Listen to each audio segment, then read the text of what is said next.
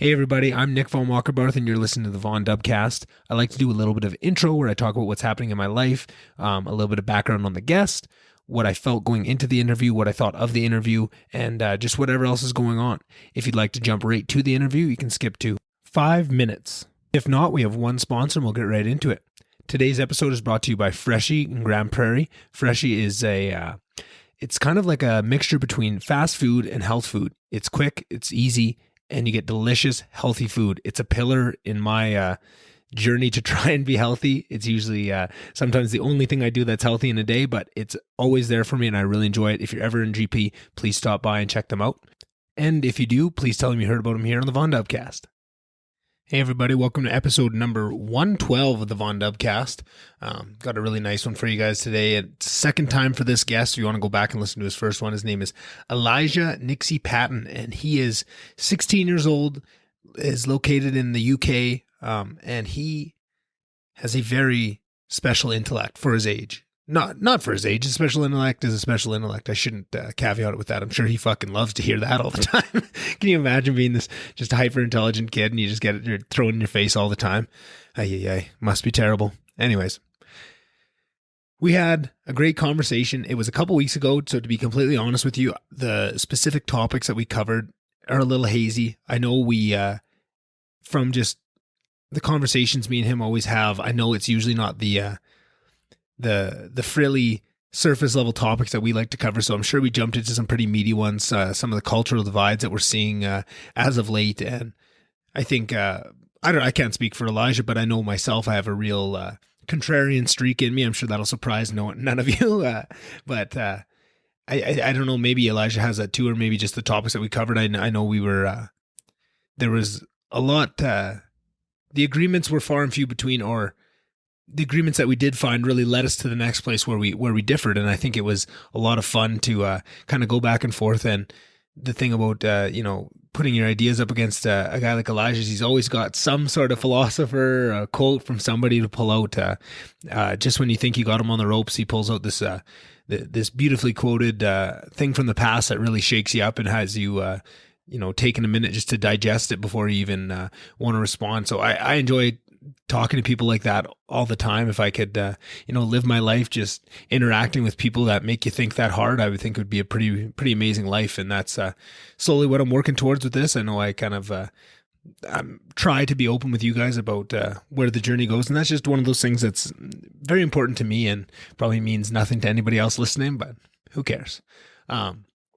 If you do enjoy this episode, please, first of all, always, if you enjoy an episode, please let the guests know. That really helps it. If that starts to get around, that it's a really enjoyable experience to come on and have a bullshit with me. That really opens the door to more and more people that I can have on. If you want to tell a friend, if you hear an episode that you think a friend might like, if you pass it on to them, that'd be really great. Liking the posts when I post about these episodes for the release, sharing those posts, that always helps. All those little things, just following social media, those all really help the show grow. And just I've gotten some really amazing messages in the last couple of weeks from people just reaching out and telling me that they enjoy what I'm doing here and just, keep going and all those things. I just wanted to say a big thank you to those people. That's really what keeps me going and on the tough days, like I'm pretty open with you guys, it's not all sunshine and rainbows. Sometimes the days get tough and those messages really mean a lot to me. So I just wanted to say a big thank you to you. That's not an appeal for people to send me nice notes, but if you do feel like it goes a long way and it definitely does not go unnoticed or underappreciated.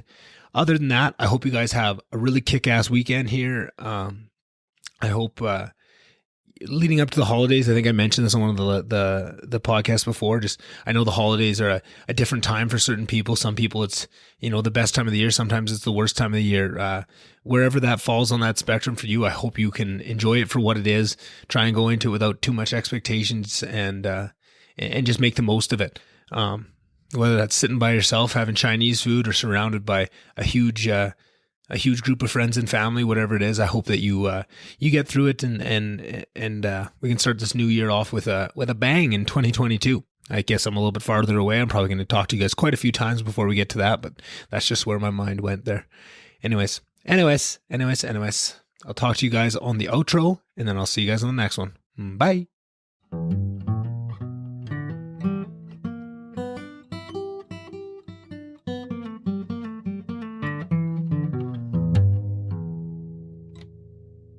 this computer. Beautiful, beautiful. All right. So as you guys have probably already heard in the description for this, or if you skipped right to the interview, we have another Peterson pal, Elijah. And Elijah, how old are you, just to start off? Because that was one of the most interesting things to me about having this conversation. It has to happen every time. I'm 16. You're 16, and I feel like I identify a lot with from what I've seen. I don't want to put words in your mouth before we even start the conversation, but from the Peterson Pals group, and you get to see the different insights, right? I've had a couple guests on from that group, and you get to see a little bit of how people's mind works in that textual form through that Facebook platform of kind of how they bring their ideas forth, and you get a little piece of it. And I was curious how much that would map out to a real discussion. So when I first had on Ethan, and then I've had conversations with Cole, and then having Alex on, and you get to see how much of a one-to-one facsimile it is for somebody's actual intelligence. And then to see the way that you post and the intelligence that you bring at such a young age, I was so excited to have this conversation with you. And I felt so much akin to growing up. I felt that way often growing up in a small town in Northern Alberta, in going through school. I think from about grade 7 on, I really had a real struggle with school and teachers, because I always had this in my own head that I was, maybe a little bit smarter than the teachers at times. And I really struggled with that. And I feel like I could never really commiserate with anybody about that thing and about that feeling of just having, a high level of intelligence and a high level of interest in maybe erudite subjects and philosophy and this type of thing. And I found that I found it very lonely. And I see that you have such a great reaction with that group and so much support, and people love hearing your ideas and bringing that forward. And I'm just curious what it's like to just live daily life. If you recognize some of those struggles that I brought up, and then how has that changed with this group and being able to bring your ideas forward like that? I mean, I would agree with some of the problems that you've mentioned before. I mean, right. It's a shame that this conversation, maybe for you, is coming about half a decade too late. But it's interesting at school, because I am the decrepit person that you see before you as a result of everybody at school not agreeing with me. It's something like we have a debate club at school, and then we have like a mock-up IDW section of that. Really? There's about 5 or 6 of us in that, and I'm probably on the far end of that. I'd be hard pressed to call myself conservative, but on the fiscal conservative end of that. Yeah, let's say. I know what you're saying. Yeah, and it's interesting because we do panel discussions, and we do all sorts of things, and there seems to be more that we can, or that they can agree on economics than there is social. And this is what I find interesting, is that it used to be, from what I've read, that the social aspects were the bit that we could agree on, and the economics was where we quarreled. Yes. And now it seems to have flipped, because there's some populist figures on the right now that are interested in some less capitalistic economics, which means that we've now got a system where the economics is the bit that maybe we can agree on, and the social bit is the bit that we disagree on. And it's an interesting flip, especially, just to go back to the question, especially because it does map onto a situation of maybe intelligence more, but I don't think of it really as intelligence, because I'm in a situation where I think that once you hit a certain intelligence, you realize that you don't know how to run everybody else's life. Yeah, it's like you can be what was the US president, Carter, and you can be incredibly intelligent, but you can use your intelligence on interventionism that bankrupts the economy, because you think you know how to run everybody else's life better than they do. And effectively, I think the most intelligent answer is that I hope people do what they can with their life, but it's their life, and I don't really care about them, frankly. Right. And something I hear you talking about is how that, seeing, I really agree with what you're saying about it used to be kind of the fiscal things that would separate us, but we really, at the end of the day, everybody kind of knew that deep down, most people are good. Most people we can agree on socially. There might be a few different things, but we could probably have a beer and sit down and have a good conversation and get somewhere and find the areas that we match up. And I think with the advent of the internet, that really got broadcast and that could have brought everybody together. And I think they saw that. And it seems like it was almost like an educated effort towards pulling people apart is what it seems to me. And I feel like where a lot of these things where you're seeing that and that the best way forward is to find the places where we agree, right? Like maybe now it's the fiscal area and we just have to aim ourselves at the places where we come closest and we can try and bridge those gaps and bring people back together, because that's the real goal. It's so much framed in this right versus left. And that's kind of what the tool that they're using to pull everybody apart. And what I'm kind of hearing from you is how that process doesn't exactly map one-to-one onto intelligence, on the people that are recognizing that and putting that in. But what I see is intelligence, the higher the intelligence quota of a person, the more likelihood is that they're going to recognize the game and stop associating with either the right or the left, recognize the evils of both and the game that's being played, and will start to bring forward onto or just start moving forward with goals in mind of that, trying to reunite and bring people back together and to find the areas where the ideas can match up and don't need to be tested against each other. And I feel like that's what I'm seeing. That's what's kind of giving me hope. You mentioned stuff like the IDW, and I think that is more of the next level of the movement. I see it a lot within the Peterson pals, but then I think, which is funny because I've mentioned this in other podcasts with guests of the group, I see it a lot of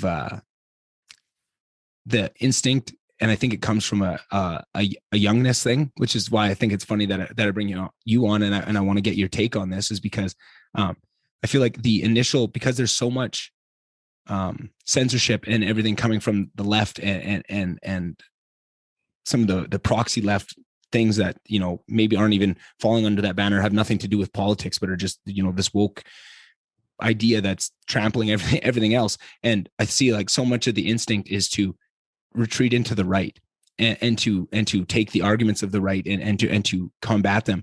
And I feel like that is one way to combat this idea. But I think there's just this other level that I see sometimes in the Peterson Pals group, but sometimes it really gets to this point where you just disconnect from right and left and you find the areas in the middle that everybody can bring in. And I worry that that instinct is so, it's scary to go out on your own. And I feel like there's these two home bases where, the left used to be it was kind of hard to attack people for being on the left for a long time. It was very much status quo. There was not a lot of negatives to it. And now that it is, instead of realizing the game that they're playing and that they're almost the exact same thing funded by the exact same people, they're just shifting over to the right. And now all the things that made them the worst part of the left and the name calling and the ad hominem attacks and the straw man arguments are now just about face and doing the same thing backwards, instead of actually leveling up and removing yourself from that game and trying to bring things forward and try and create things, and instead of just tearing down. Because what I see, that whole game that they're playing, it's not creating anything. It's not creating wealth. It's not creating love. It's not creating anything. It's just tearing things down. And that's the switch that we need to get to, is getting more people into that idea of, why waste half your time arguing and fighting and tearing things down when you could be creating and collaborating and bringing things forward, bringing things into the future. That's the way I see it. And that's the big struggle. And I see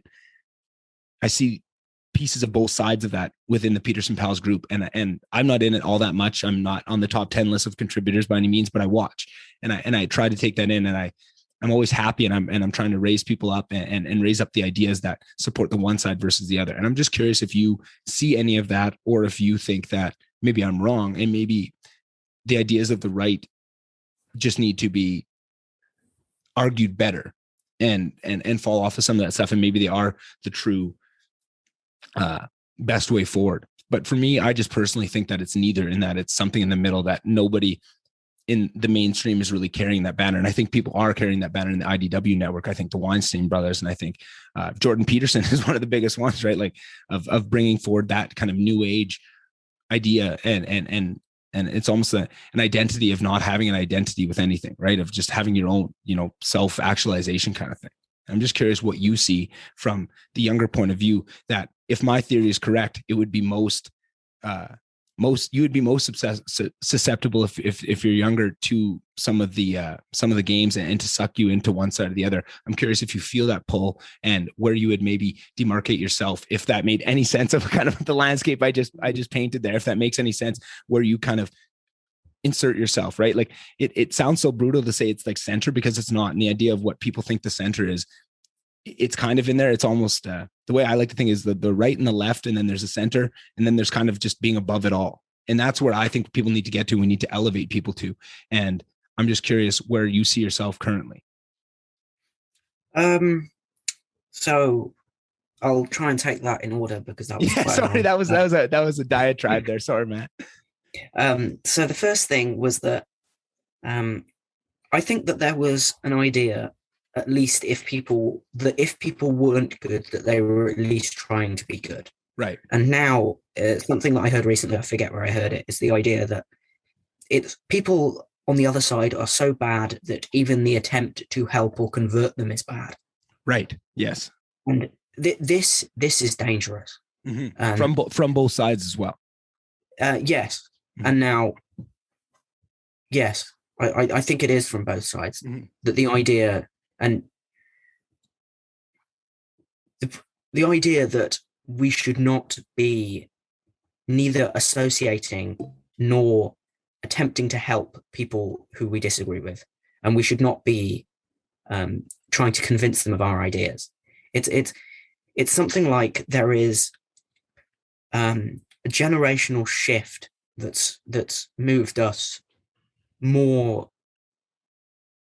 We somehow managed to have become both dupes and troglodytes at the same time. It may be that we fell off the A-frame roof of reason so far that we've fallen back into the cave that we were originally in as tribes. Yeah. Maybe something like that. And the second thing I was going to say was that I think that either you have a conservative tendency or a liberal tendency. And I certainly have a conservative tendency. And the way that I think of it is something like, oh, one sec, my grandma's just... No worries, yeah? No worries. About 7, please. Actually, no, about 8, please. All right. Do you want the bar? No, thank you. All right. You need to let me know what you want for tea, because there's only yesterday's left as well. I'll just have yesterday's as leftovers. So you don't want that chicken? No, thank you. Okay. So, yeah. And if you think we're cutting that out, hell no, that was the best part of the podcast. I loved it. Just kidding. If you want to cut it, we can. Anyways, go on. May as well cut it out. But what I was basically saying was that I think that you are either have liberal tendencies or conservative tendencies. Mm-hmm. And I definitely have conservative tendencies by nature. And it's something like, if I'm standing at one side of a tunnel and I'm standing with a torch and the torch is pointing down the tunnel, then it will illuminate much of the tunnel, but it won't illuminate that which is in the shadow of what it does light up. And the person, so I stand at one side of the tunnel, mm-hmm. and then somebody who's more liberally inclined will stand at the other side of the tunnel. And between us, we can see the entire tunnel.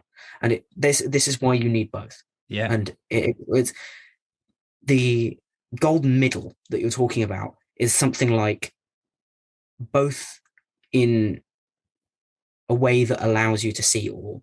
And I don't think you can do that as one person. This is why you need free speech, for example. Yeah. Is that you need to be able to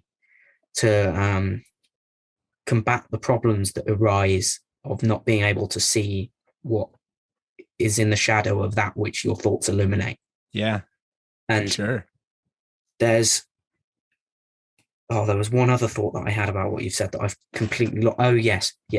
What I was going to say was, I think that when the hippie, this is my political prognostication, but I think that when the hippies were integrated into mainstream culture, we declawed their arguments in order so they could be acceptable to those in moderate society. And as a in penance for declawing them, we gave them AK-47s. And I would like if we could take back their guns and maybe they could have their arguments back. Yeah. Wow. I'm curious to so where can you take just that last piece a little step further? Because I think I'm following, but I just want to make sure I understand it, because I've tons to say on what you said there. But like, are you talking like, so like the hippie movement of the 60s and the crackdown on them and the threat that they were to society? And I mean, when you actually look, I mean, this is, people are going to think this is putting your conspiracy hat on, but it's very well documented. I don't even think this is, I mean, it is a conspiracy, but it's pretty proven. You know, the CIA and the FBI did not have a real soft spot for the hippie movement, and they really put a lot of things into play, things that were, you know, clandestine and the opposite of clandestine. I'm trying to think, I feel like there's a word that actually means the opposite of it, but like in all these ways, they were really pushing against it.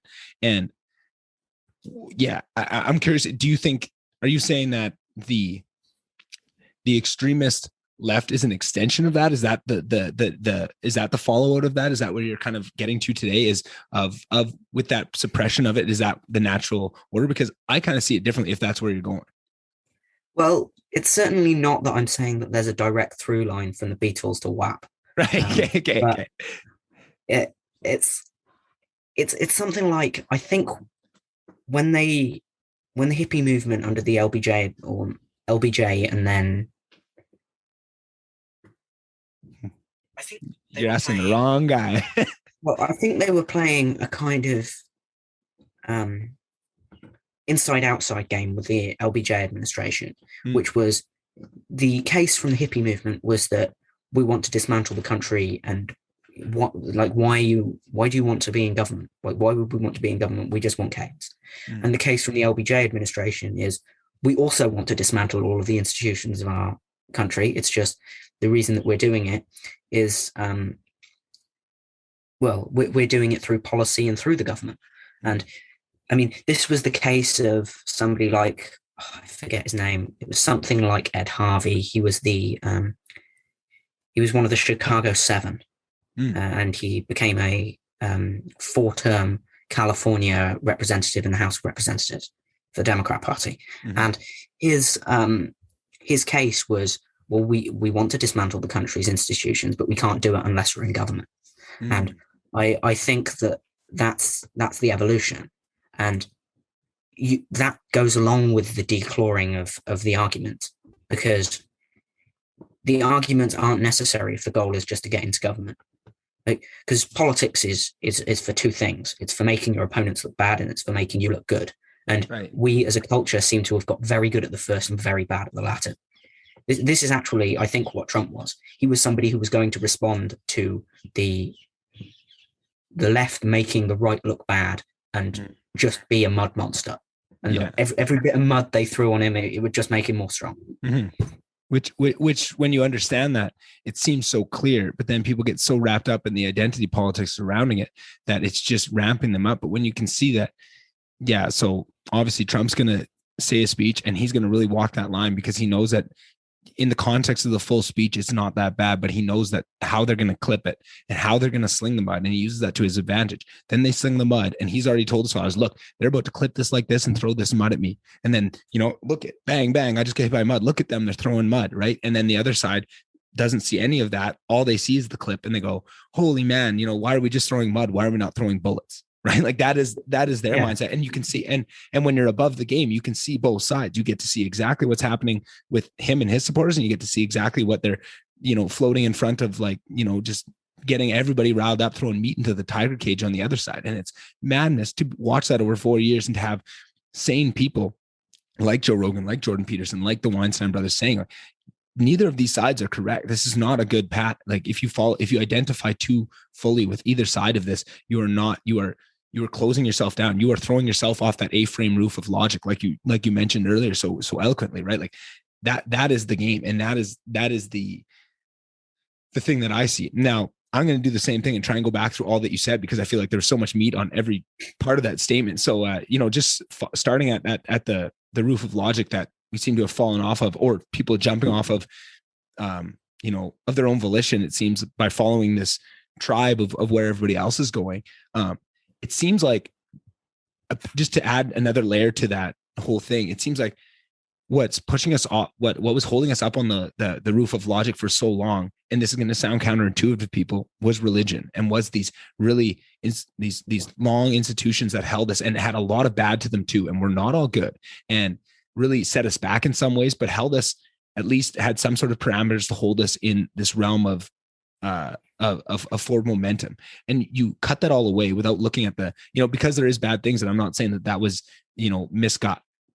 Maybe it was misguided, but like not with intent. Like the intent was never bad. I see the intent in, cutting out religion. I can see it. Anybody that studied history can see where people could come up with arguments for wanting to do that. But I think not understanding what that leaves, when you cut that hole out of something that's been within people for thousands of years, you take that out. And now when they jump off that roof into this sea of madness, right? They just plug whatever identity into that spot that they want, whatever, if it's left, if it's right. I'll just add, I think, yeah, for sure. I don't think it's just religion. Yeah. I think it's religion plus Enlightenment critique of religion.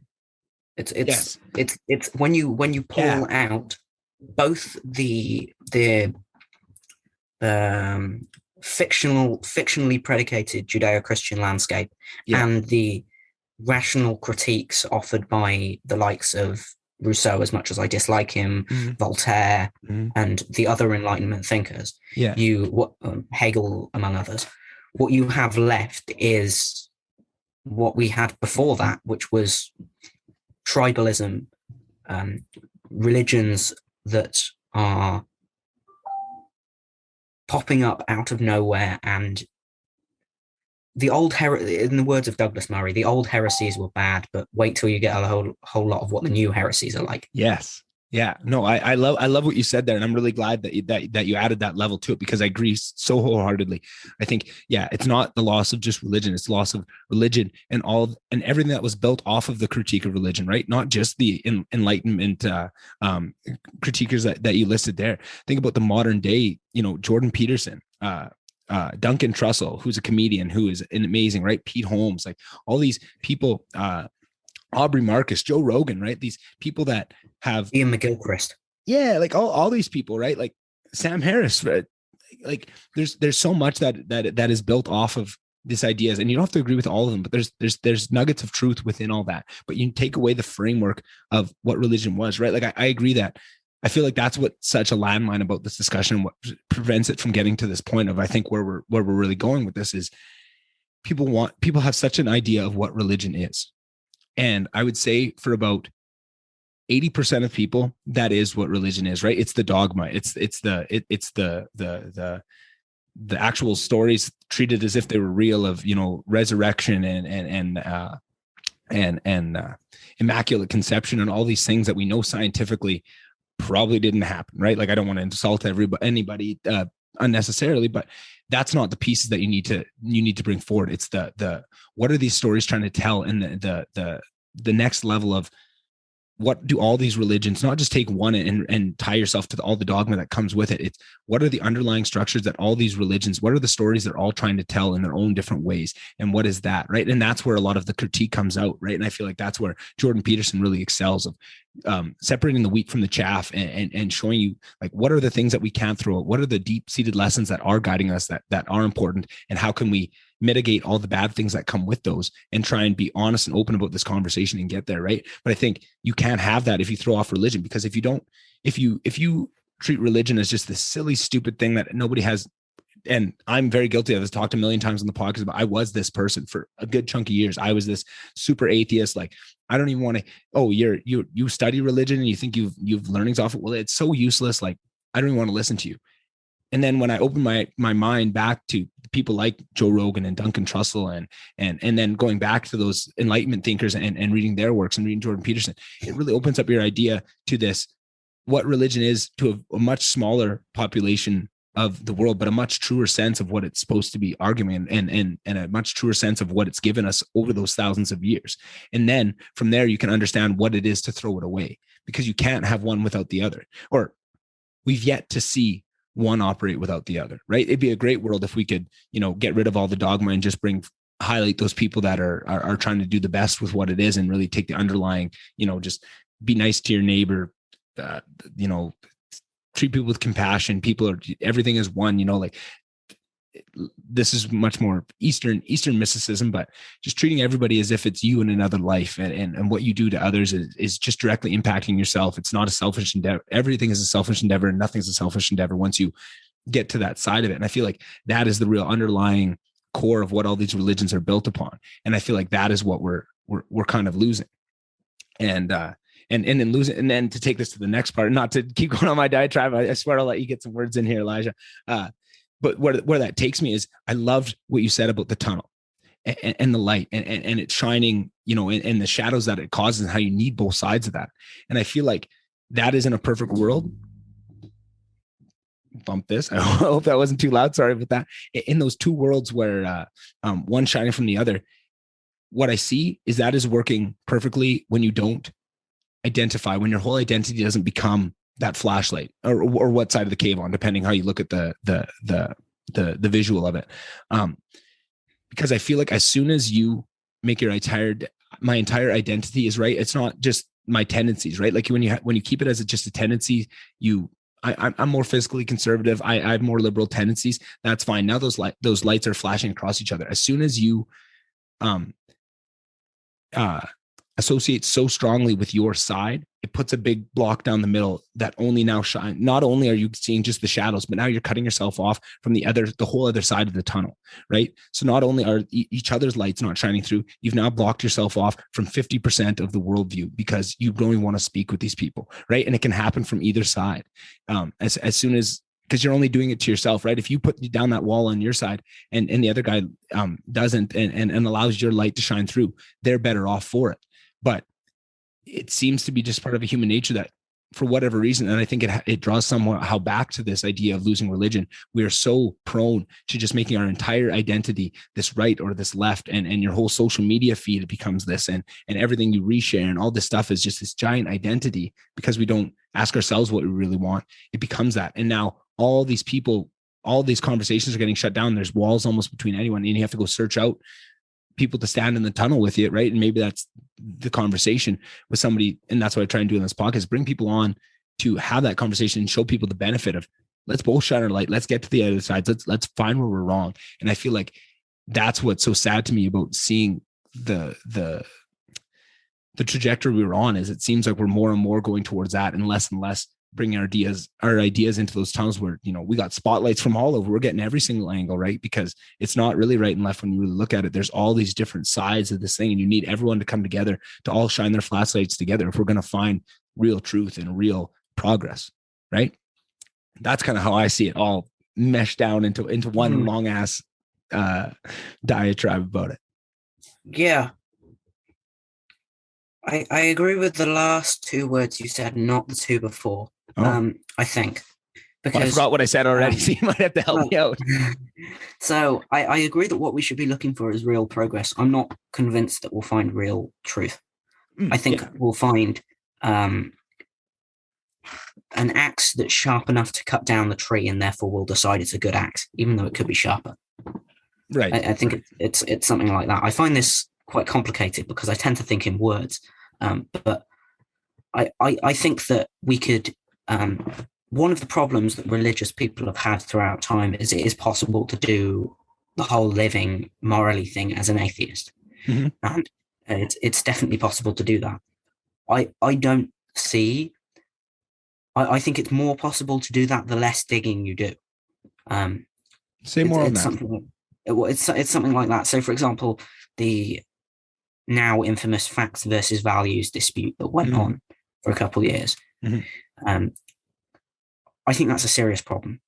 I don't think you can have values as facts, because I think there's a mediating mechanism between the two that doesn't, like, the existence of the mediating mechanism could be a fact, but the processes that it goes through in order to take the near infinite number of facts and translate them into one output can't be a fact.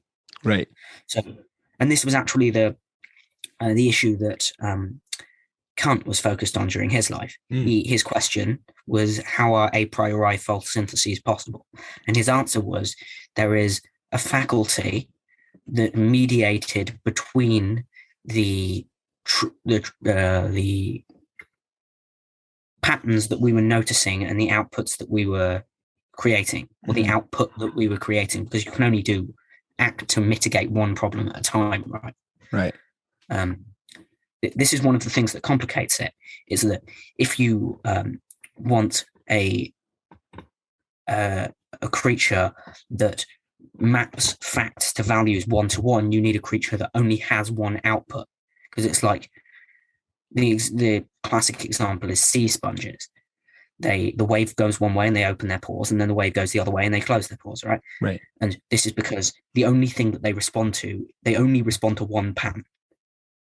So their entire central nervous system is motor neurons. But as soon as the sensory neurons and motor neurons distinguish from each other, and there is a central nervous system in between the two, then you have an increased number of patterns and an increased number of calculations going on in the central nervous system to reduce those patterns down to one workable output. Yeah. And then we decide whether that's a workable output by seeing if it works in the world. So we have a limited number of we do the most limited possible number of calculations, and as a result we get a picture that's somewhat blurry, right? And we deem that picture to be high resolution enough if it works, right? Just like we deem the axe in my previous example to be sharp enough that it cuts down the tree, but it still may not be as sharp as it could be, right?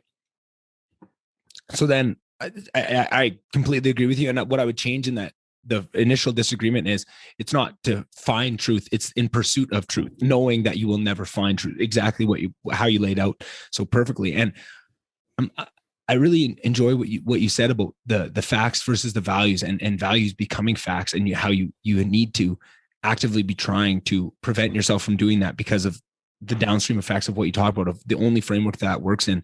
Like, the world is never simple enough for values to be facts, right? And I feel like where I see it is, almost to bring it back to what I was saying earlier, is what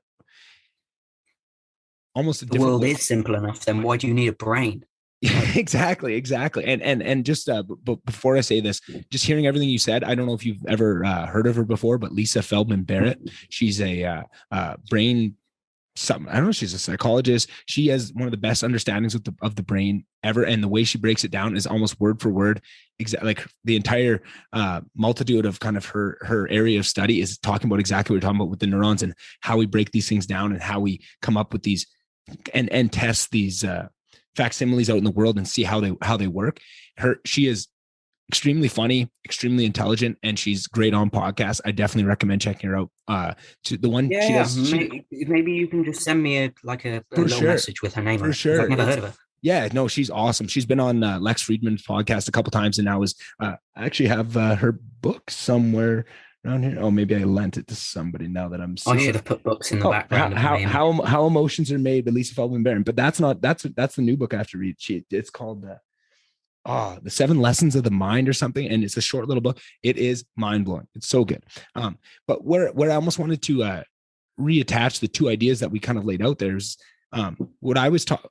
I feel like we almost said the same idea in two different ways of saying it, because when the way I see people, attaching so much of their identity to say a political party or something like this, or a movement, or progressivism or wokeness, what that is now, by making that your identity, you've now taken values and made them fact to you, right? Like, that is that same process that you just laid out. I see that as the same thing. Almost. Yeah, and you've lost the use of your brain in the process. Exactly. That's exactly what I'm saying, is that you just so beautifully highlighted the downstream effects of, by choice or accidentally, because I don't think people are realizing this is what they're doing to themselves, by making values facts in your own head and not keeping that, for good reason, keeping values and facts very separate in your own head. And it's hard to do. You have to actively be trying this, because it's very instinctual just to take this on. I think that's what religion was for a long time. It was just a very well thought out, tested over time way of exactly making values facts, right? And I think that's it may have been a way. It may have even been a way of convincing us that we couldn't.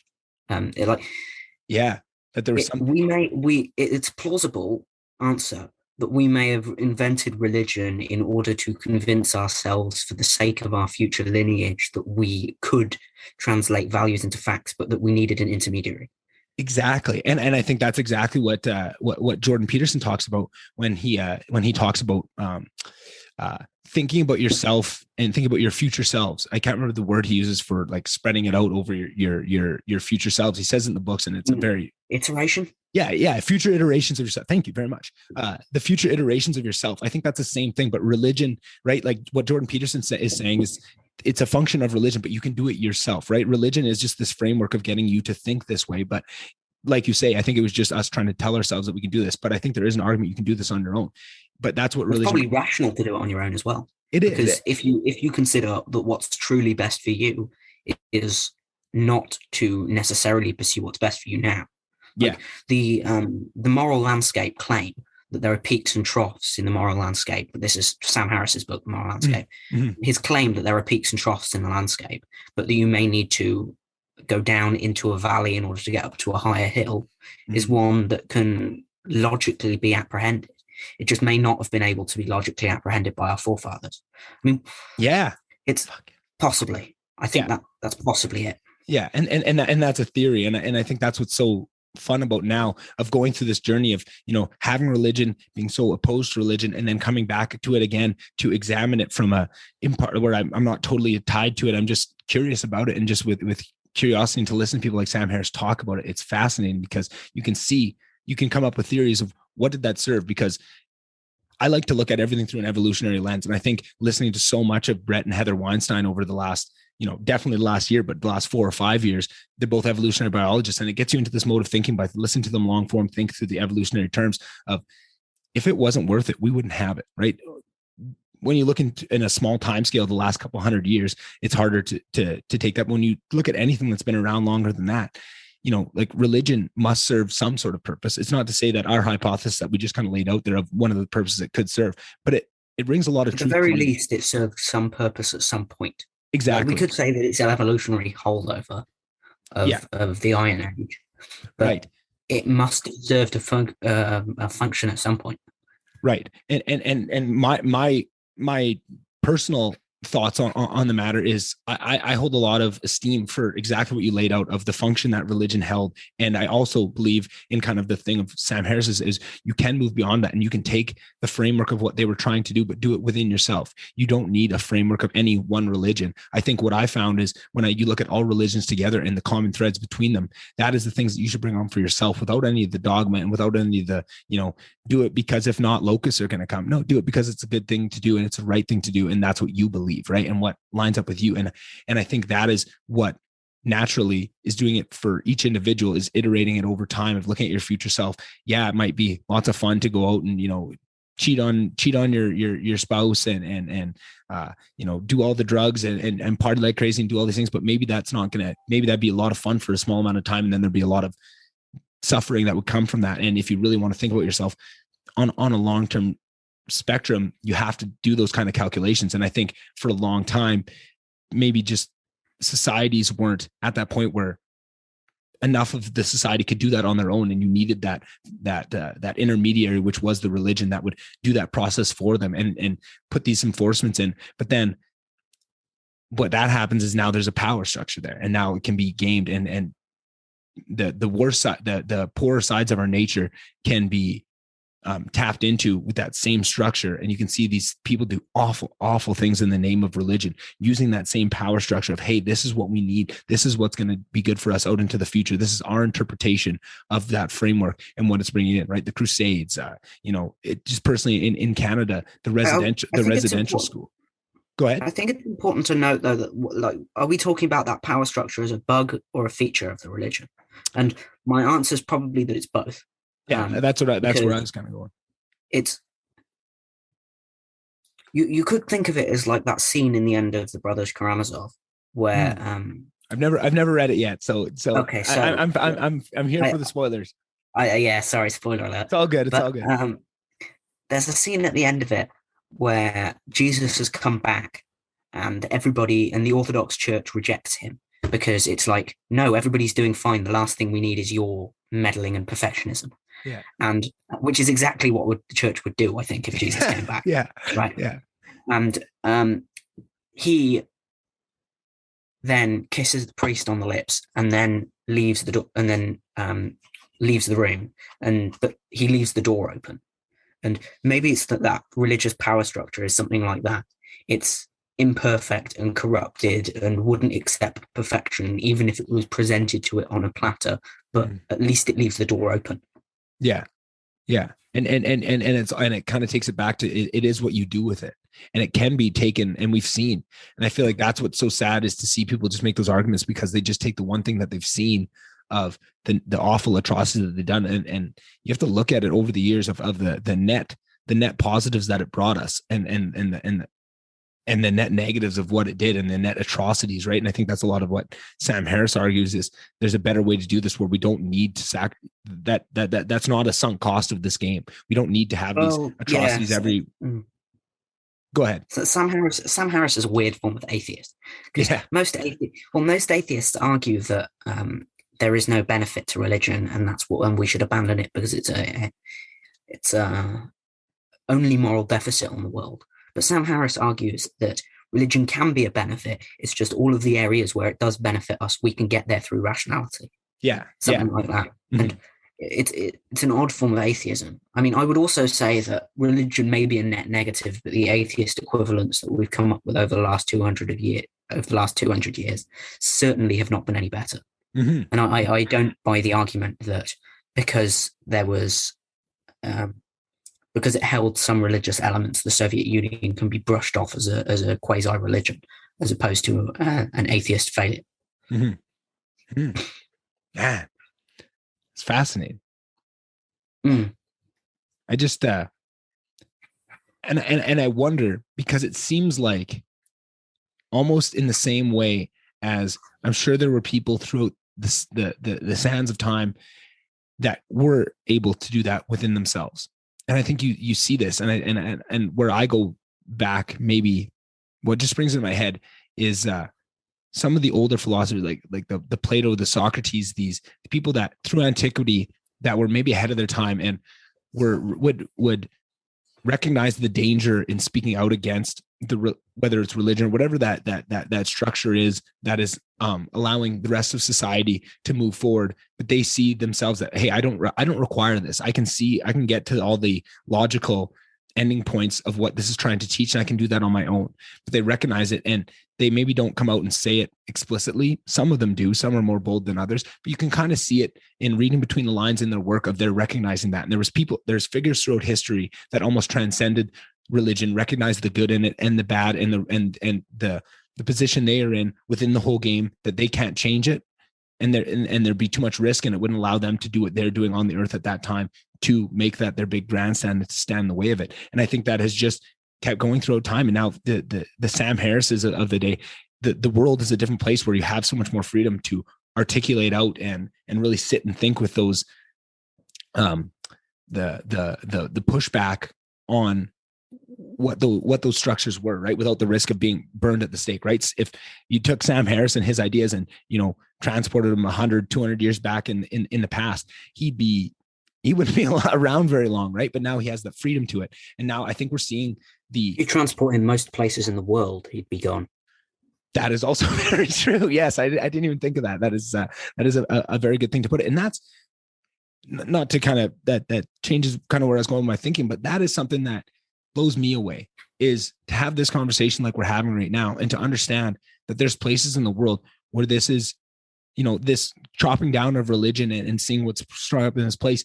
That is our reality in very small sections of the world. When you look at the overall, like I was listening to a Joe Rogan interview with, what is her name? Ayaan Hirsi Ali. Yes. Thank you.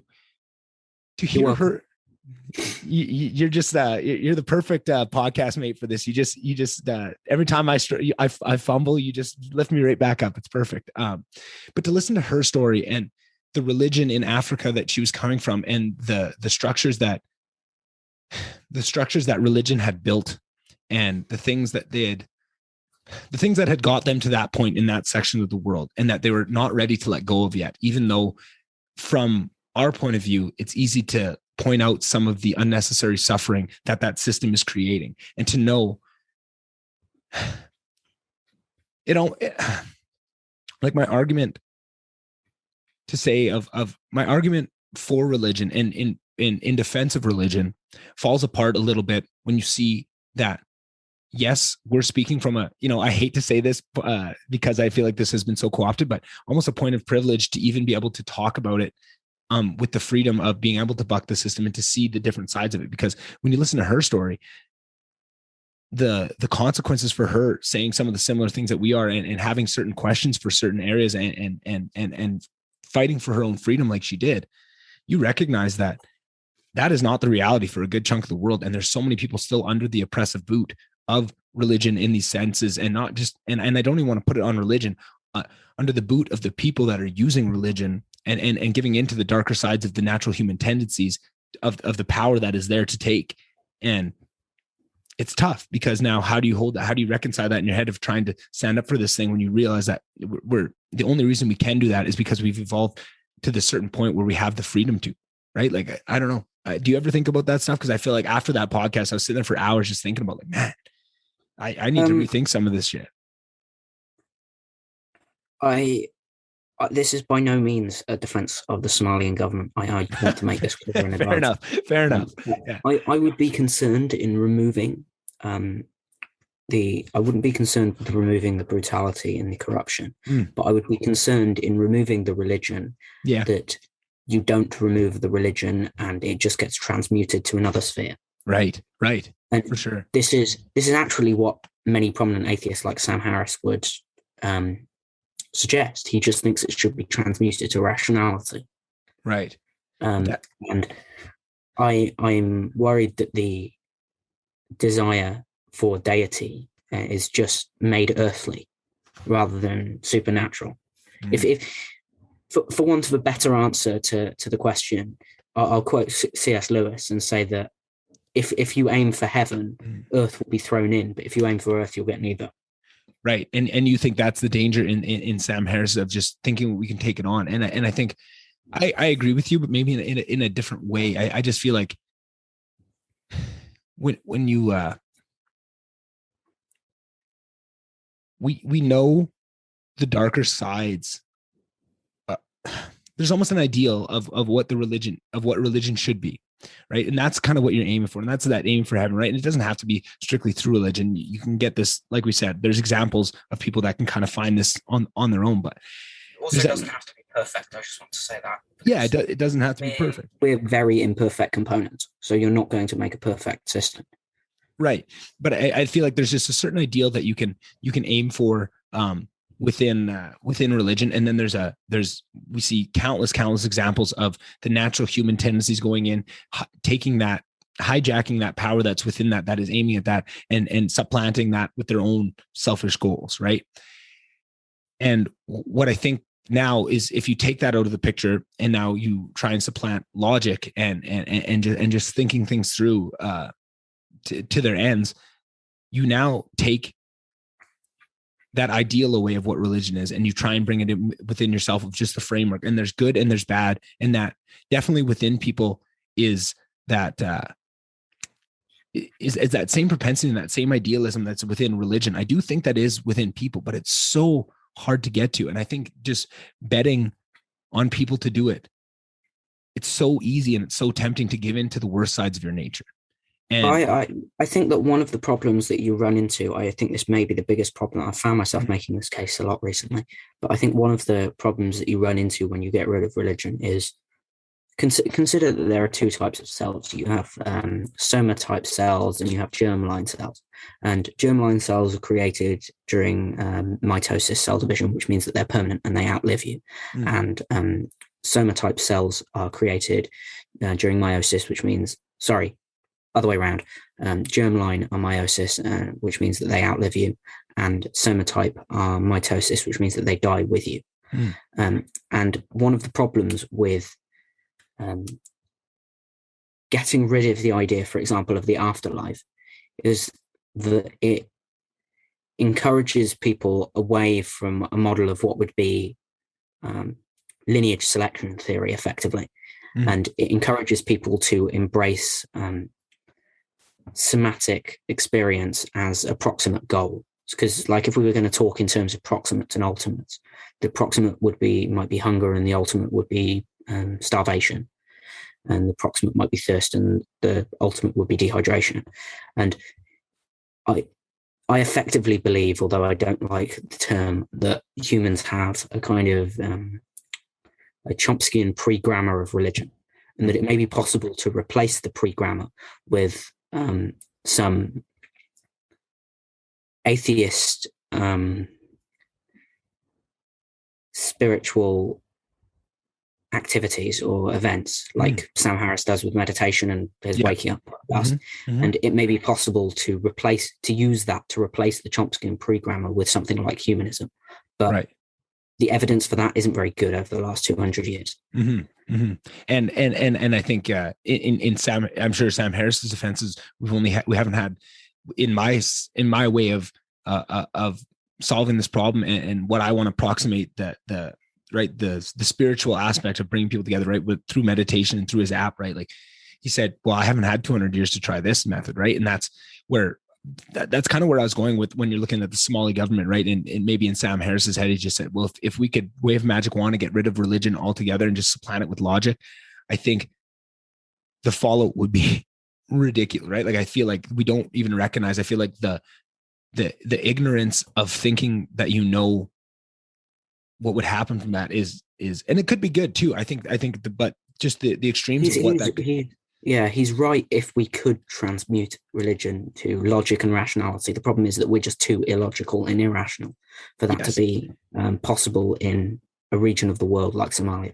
Right. So then that's where I go to is now it's less about trying to supplant it altogether. It's about putting logic and rationale on a pedestal and putting the actual things in place in these places to try and bring up that idea and put that so highly that people chase after it themselves.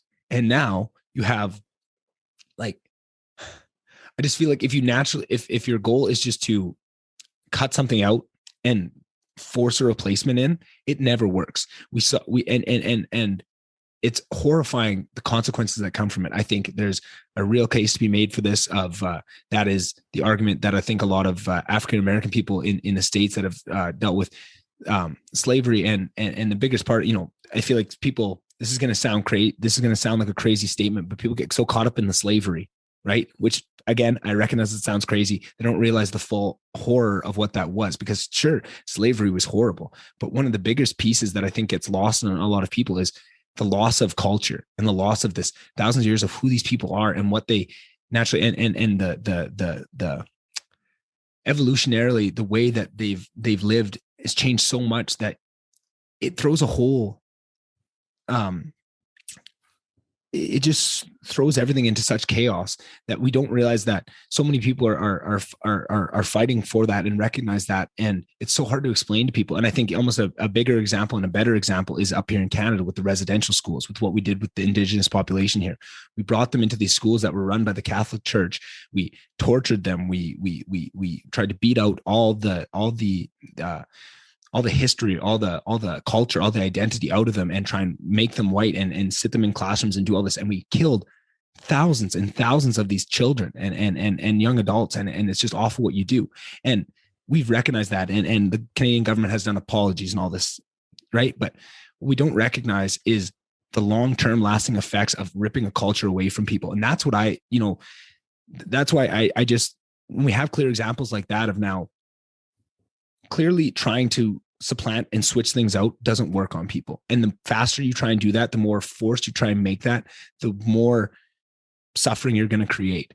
And what I think you need to do is you can't force people. You just need to show the value of certain things. And I think there's certain structures that can bring in. I think certain education, I think educating through science is definitely a brilliant way to bring people into that realm of logic and pull them away from more of the mysticism and the dogma of these things that are very tempting, especially when there's hundreds or thousands of years of history to back it up, right? Like you take somebody that has this rich history and has a way, and this is why the sun goes across the earth because, you know, Helios is flying his chariot across, right? Like, I am sure of that. You may have some, you know, a telescope and you could show me this and show me this thing. It's still a big thing because, like, a very slow chariot. Yeah, exactly. But like, just what I'm trying to get to is we need to understand the cultural hold and the depth of the roots of some of these things, of how deeply it goes into people. And if you want to be trying to change some of the things, you need to recognize that first, and recognize what folly it is to think that you can just supplant them and put something else in there, right? Like, it's a long-term goal. And I think, you know, where somebody like Sam Harris might come correct is just, and I think he's doing it, right? If he wants his way of ideas to win out in the long scheme, he just needs to stop forcing it and just keep living it and showing by example what a life you can live by, you know, complying with kind of his personalized religion. And, you know, it's kind of silly to call Sam Harris's ideas a religion, but, like, you know, it is in a sense of kind of where he's going of bringing that in. I think the only way to do that. That's certainly something that, sorry. Go ahead. I think that's certainly something that he's got over Richard Dawkins, is that he has secular ceremonies like meditation, or secular activities like meditation and mental enlightenment and rationality that he can advertise as things that people should pursue, and he can attempt in that sense to replace the Chomskyan pre-grammar that I mentioned earlier. I'm not familiar with the situation in Canada in regards to the residential schools, right? So I'm going to have to dip on that example. Yeah, for sure. I think that in regards to African-American slavery, I think that we've been sold a myth of history in regards to how we've been taught about slavery. How so? I don't think slavery is in essence a racial issue. And I don't think it has been a racial issue historically. I agree with that. Yeah. It does a disservice to all of the people who were neither black nor white, who were both slave owners and slaves themselves. I mean, India and China were incredible hotbeds of slavery everyone in the world was. Well, Saudi, pre the West being involved in slavery. Saudi only outlawed slavery, I believe, in 1961. It's happening right. It's happening right now. You can go online. You can watch slave auctions right now happening in the world, in Syria, in Yemen, in these places. Like, it's not gone. It's not gone. Even if you look at the word slave, it descends from the word Slav, which is a European peoples, an Eastern European peoples. So, and I would also say that in regards to a lot of the cultural problems that exist in African American communities, the communities were doing better in terms of most of these cultural aspects in the early 1900s. And that in some sense, and even up to the 1940s and 50s. And that in some sense means that the problems that we're looking for have to be sought in our own generation. Not my generation, but maybe yours. I don't know how old you are. 27. 27, so not quite yours. But the problems that, so for example, the illiteracy rates in the black communities in the States, the single motherhood rates, the crime rates, which are really, illiteracy and crime rates are problems that are caused by single motherhood effectively. Right. And all of those problems have to be sought during our generation, because the single motherhood rate was higher in the white community than in the black community in the early 1900s, and the rate at which married black families, the rate at which families in black communities in the States were married was higher than that in white communities. It's sorry. And I was going to say, and just to add to that argument, I mean, I think we could both sit here and make arguments for and against it, but just to back that up even further is, as you see certain initiatives come in and certain things like the crack epidemic, whatever tinfoil hat you want to put on for how that came to be and who was involved in that, you see what was the biggest thing that caused the breakup of the family, right? This single mothers and what that brought forward. And then the natural downstream effects of what we see and some of the stereotypes that we see is directly impacted by that. And I agree that, yeah, the racial lens of what it's been turned into does do disservice to the horror and the suffering that was caused, and that it was not. I agree that it was not a racial thing at that time. I mean, everything was race and it was racial in that sense, but it was, it was us and them. Like the race only became more up and I think it was more us and them than it was race. Right. If you were to look at the rates of lynchings in the South, they correlated 0.7 inversely with the price of cotton. In other words, the lower the price of cotton, the higher the rates of lynching. White communities in the South were, lower the price of cotton, higher the rates of lynching. Yeah.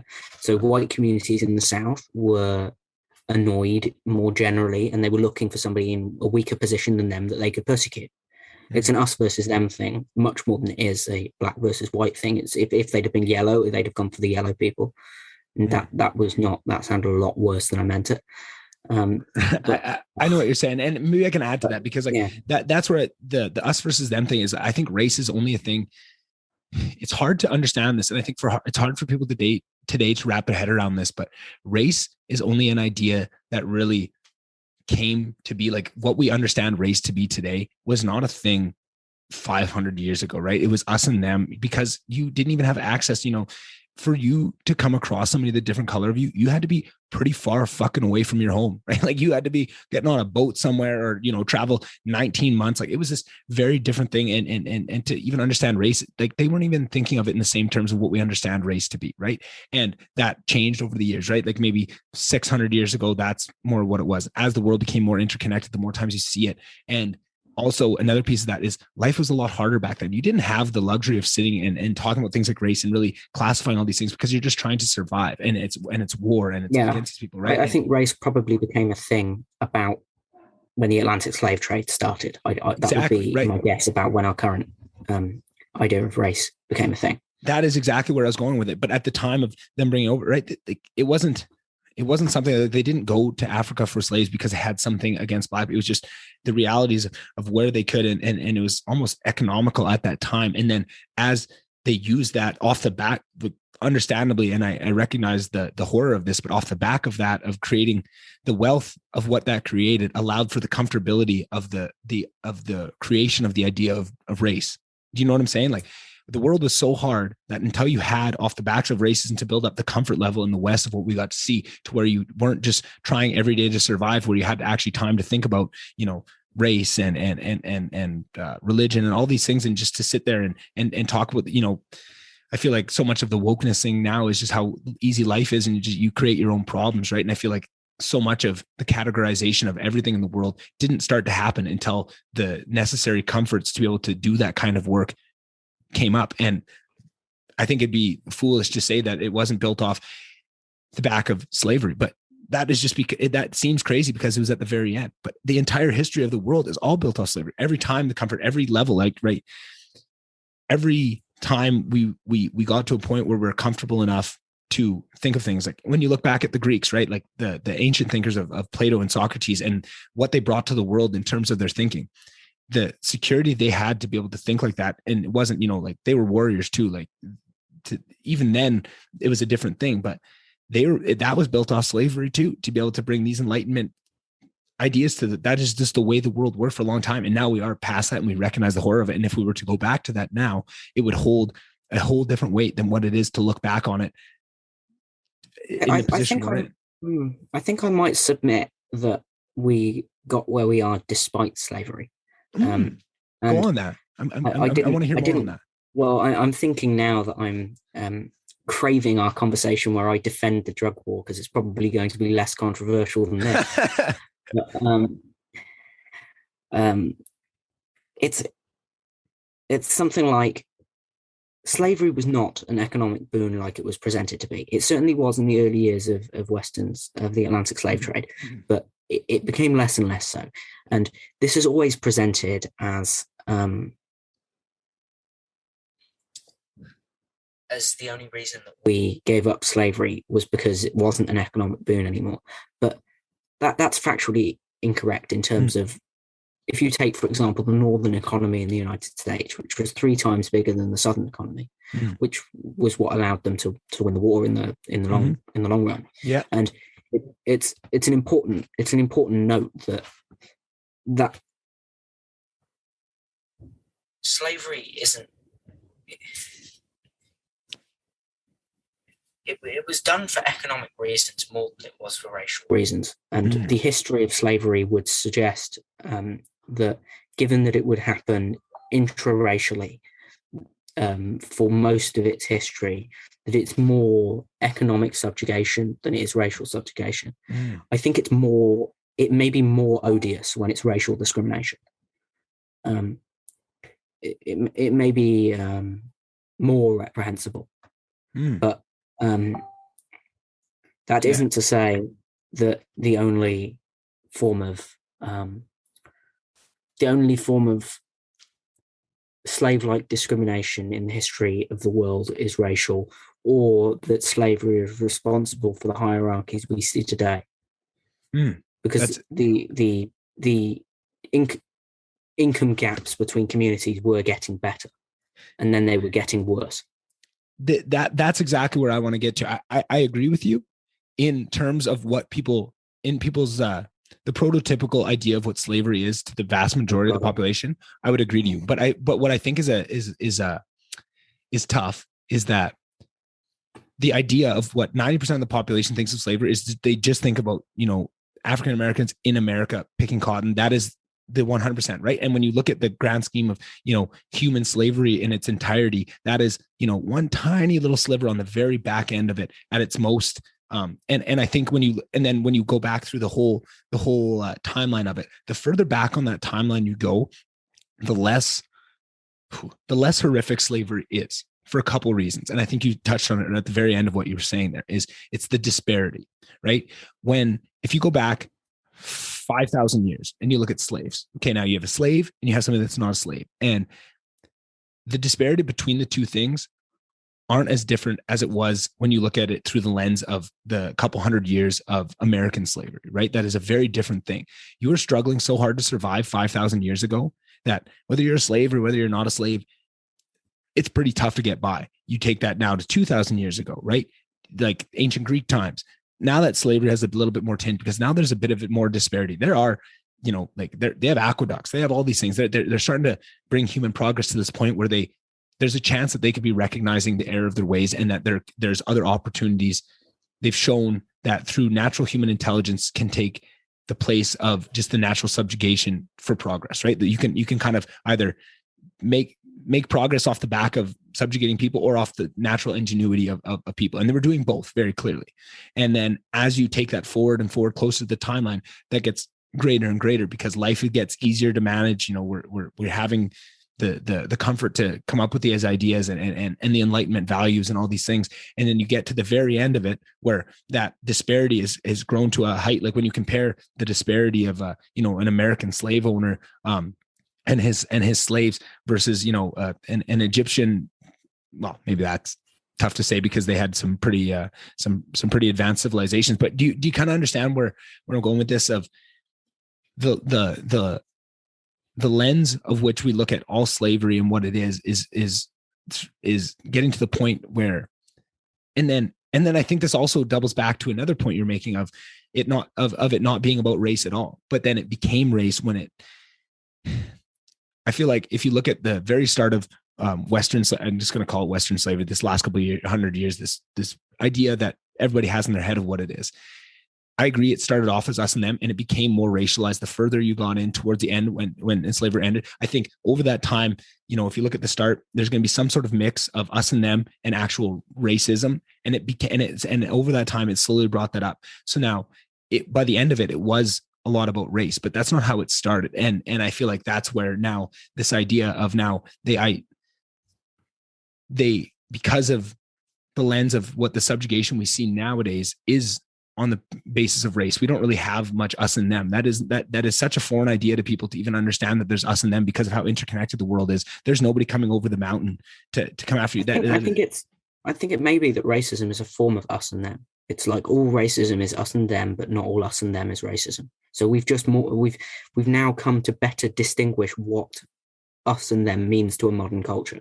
Yeah. And now exactly right. So now everything us and them now is all through the lens of race, because that's how we look at everything. And that's the ideas that we had, where they didn't even have those lenses to look at this through. It was all us and them and these people coming over. So now all the subjugation we see is all through the lens of race. So then when we try and go back and look back on slavery across its whole history, we look at it through the lens of race, when that only came in on the last tiny little sliver of what it was, just even as a whole, right? That whole idea wasn't even there. And we've tainted slavery. Jesus Christ, what kind of conversation is this? But I think people understand where we're coming from with this. But like, I hope this doesn't go viral with no shit. But I just think that it's such a foreign idea for people to even understand how to look back at those things, because the frameworks of how we look at it is so vastly different. And I feel like that is kind of going back to how we started this whole thing of being sold a bit of a myth on what the idea of slavery is, and the lenses that we look at through slavery today did not exist throughout history. And you can't look at it through that lens, or you're going to be in a worse off spot.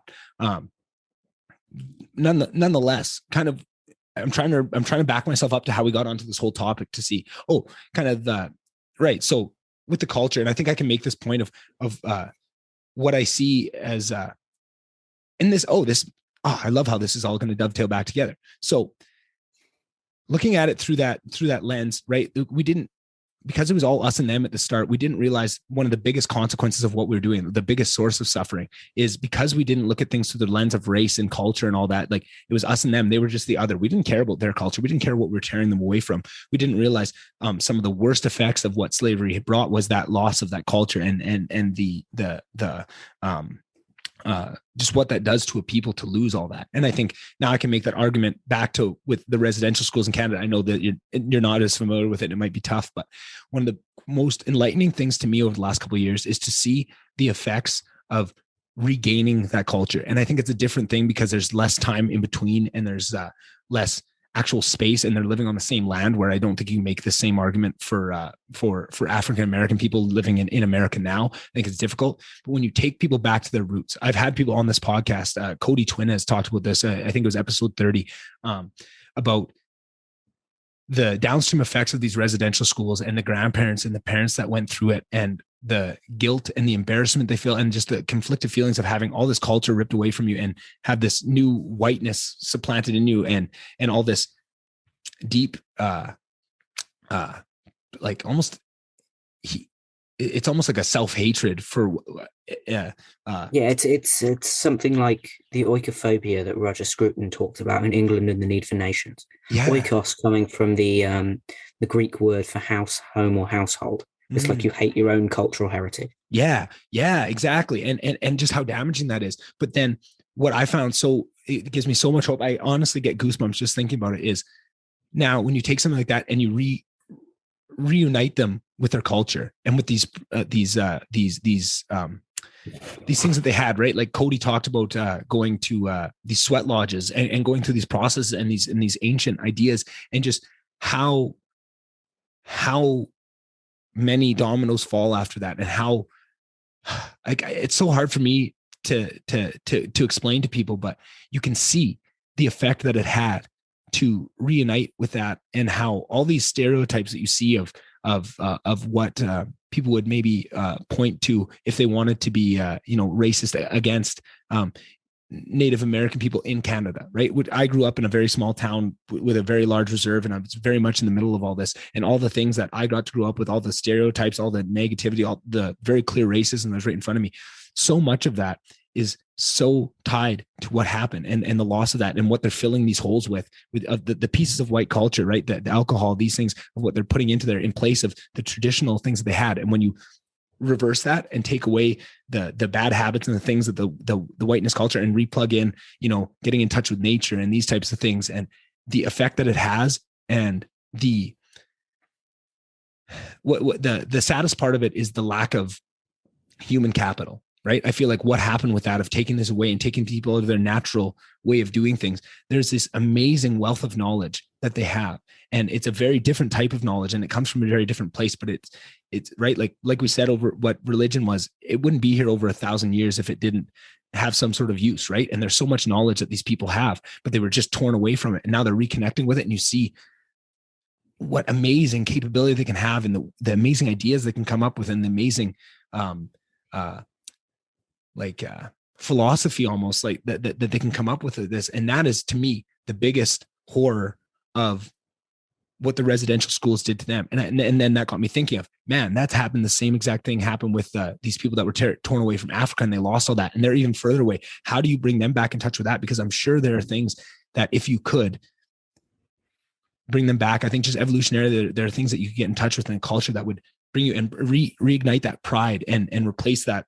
You came up with the perfect term for that kind of that self-embarrassment or self-hatred of your own culture thing. If you can supplant that with real, true connection, I just think that would unlock this level of human capital that is just so sadly being muffled right now in the world. And I feel like there's so many examples of that. And I think just as a society, if we recognize the implications of culture, and I think we're going the wrong way by focusing everything through race and that all, and putting people above, of just being open to allowing people to have their own thing and to, I don't know.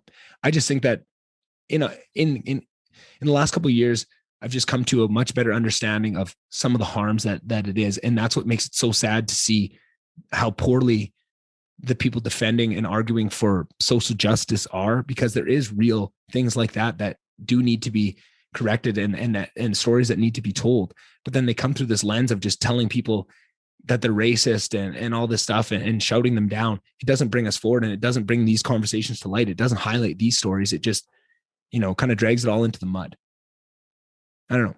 So I think I can say one thing that answers both of the different segments in there, because there was something about disparity, and then there for was sure. something Yeah. Sorry, I forgot how long. I didn't realize how long No. I talked about, because that was like 20 minutes. I think the disparity point is there's many points to be made about disparity, but one of which could be that the one that you mentioned, that slavery is made more repugnant by there being more of a disparity between the slaves and the slave owners, something like that. Mhm. But then you could also say that the amount of current disparity that's caused by a given slavery relates to how much we should concern ourselves with it societally. And the fact that the disparity involved with, for example, African Americans seems to have opened up within the last 100 years suggests that maybe we should be less concerned about slavery than we are, given that the disparity isn't, current disparities, whilst they exist, don't look to be as a result of that slavery. This is the actual argument against slavery reparations, right? Is that not that people who never owned slaves shouldn't be paying money to people who were never slaves, although that is one of the arguments provided. I think it's that the disparities that exist today, given that they have opened up in our generation, or that have opened up in the few generations before us, namely mostly the 60s, they aren't the responsibility of the slavery from which you seek penance. I agree with that, but I think here's where I slightly differ, because just like we talked about how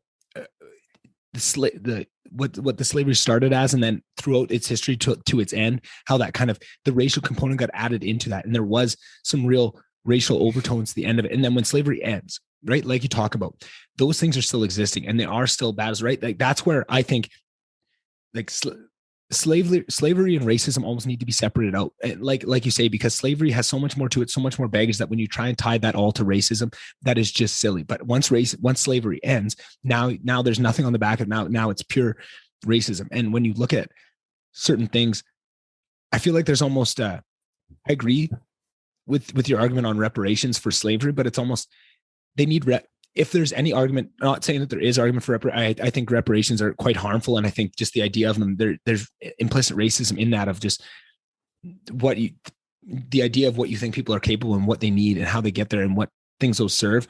Right. But if there was any argument, you don't have any agency unless me and the government gives you a bunch of money that 100% that I have given you over the last 50 years, that hasn't improved your community. Which is exactly what we see in Canada with the Indigenous population. Of that was their go-to. They just, you can have this, you can hunt as much, you can do they'd give these small concessions of just, well, here's your agency. And then that just funnels people into those are the only advantages you have. So you really lean into those advantages, and it just pulls everything further apart, and you get to see the damage that it does instead of actually giving them agency, right? Like that's what we see. But if there was any argument, not again saying they're not, that there is an argument for it, but if there was, what I would argue is it's not reparation for slavery. It's reparations for the end of slavery to, like, I don't know, 2000, because there's some fucked up shit in there when you really look at it about, like the Jim Crow laws, redlining, like there's I hate that the people carrying the flag of progressivism have so thoroughly ruined these terms, because they're actual terms that could be used when in a conversation like this. But I think that I think, sorry to interrupt. Go ahead. No, of course. I it's think a conversation. I think it depends what you mean by reparations then, because I think the reparations should be getting rid of those bad policies. That's right. What I think the reparations are. So, for example, redlining, when it was made federally legal in 1968 with the Home Mortgage Disclosure Act, something like that. Yeah. And there was I can't remember the name of the 1965 Loan Act. How dare you? Yeah, I know. I'm disappointed in myself. But that is a form, at least, of reparations for historic injustice, is getting rid of the injustice. If there's anything that I think needs reparations for in American history specifically, it's which I don't think needs reparations, might I add. It's the end of Reconstruction in the South, as agreed by Rutherford. In order so that Rutherford could be president, he agreed, or Rutherford B. Hayes could be president, he agreed to end construction in the South. And it's that I think was one of it that secured the Jim Crow laws for the next 100 years. And it was one of the worst disservices done to African Americans, particularly by a Republican Party which was set up under the banner of anti-slavery. Mm-hmm. Yeah, no, I think we're getting to I think we're now getting to the same point of, we both agree that there's some really unfortunate things, and you're right. The first thing we need to do is get rid of those laws, right? Because there's an amazing guy. He's a cop from Baltimore that was on Joe Rogan a couple times, and he talks about the effects of these laws and these zoning things that perpetuate these,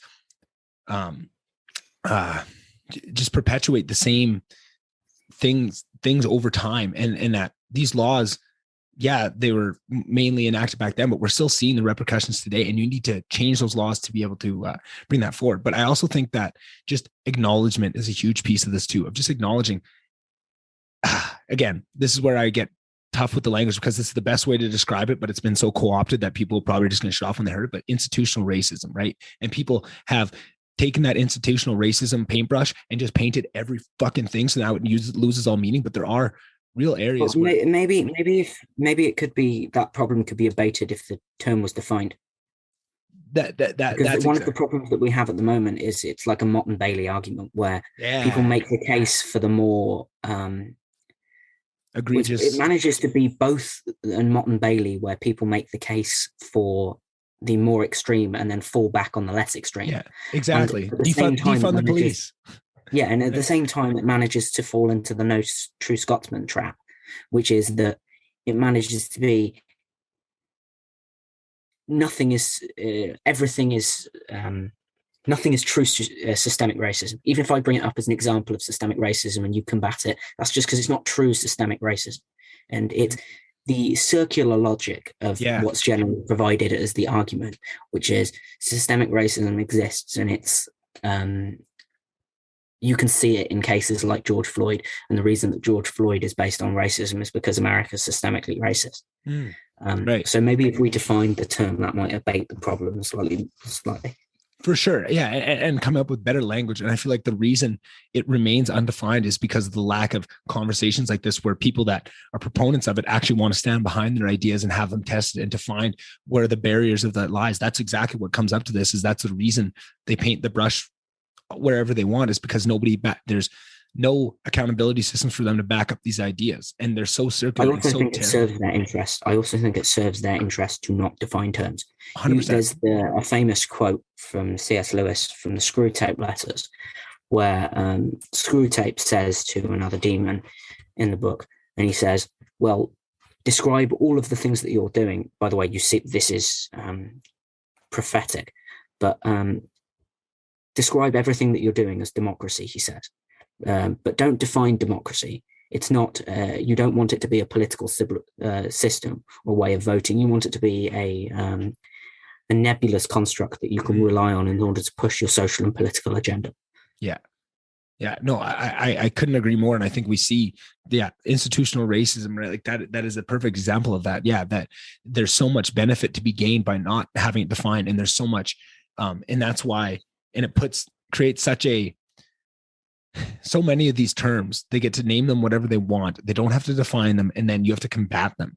And it's so hard, right? Like Black Lives Matter and defund the police and so many of these things that on their head of what they make them seem like, and because they don't define them, it can mean anything they want.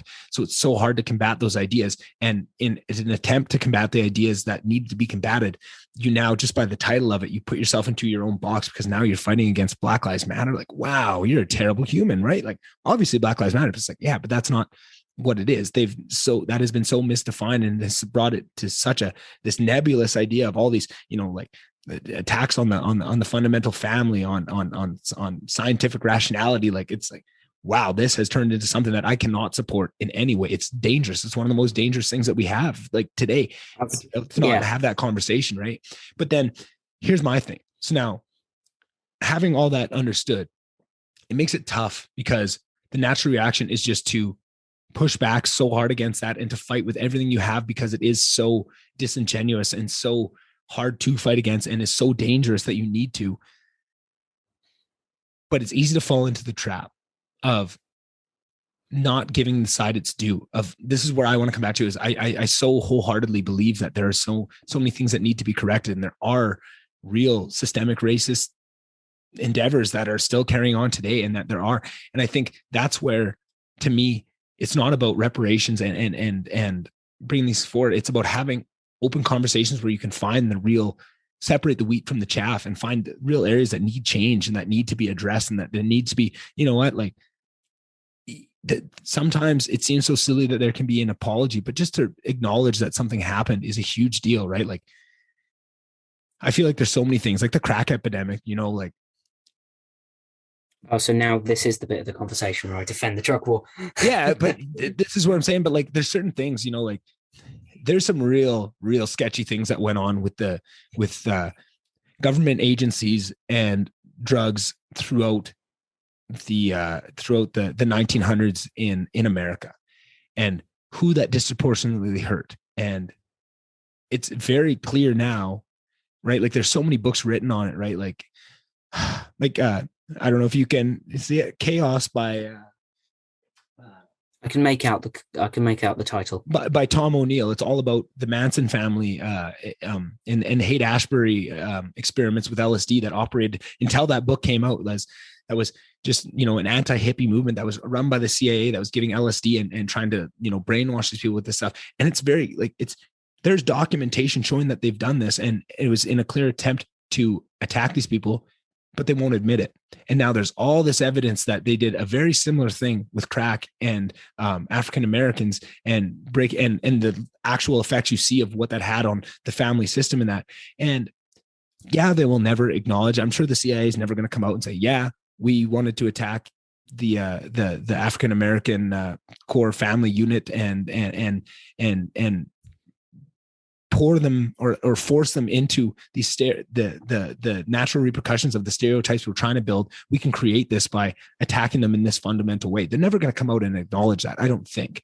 But that is the areas of things like that, right? Or redline, or any of these things, of just the acknowledgement of it, to be able to move past it.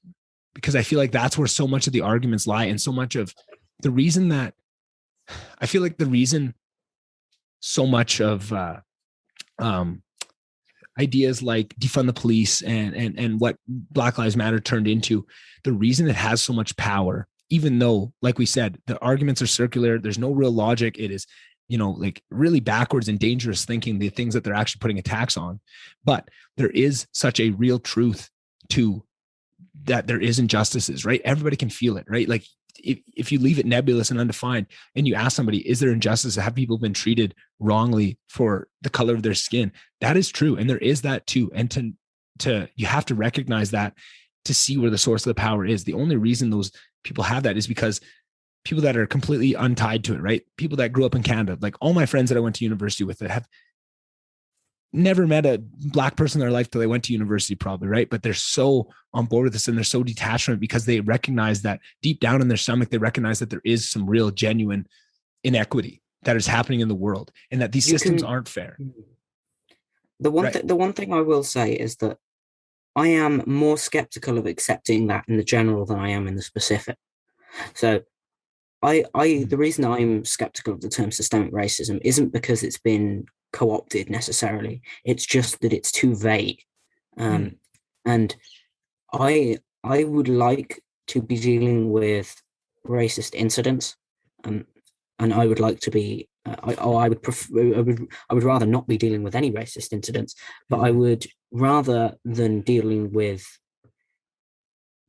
vague and nebulous problems, I would rather be dealing with specific problems for which there can be solutions. Yes. Vagary is the antithesis of workable solutions.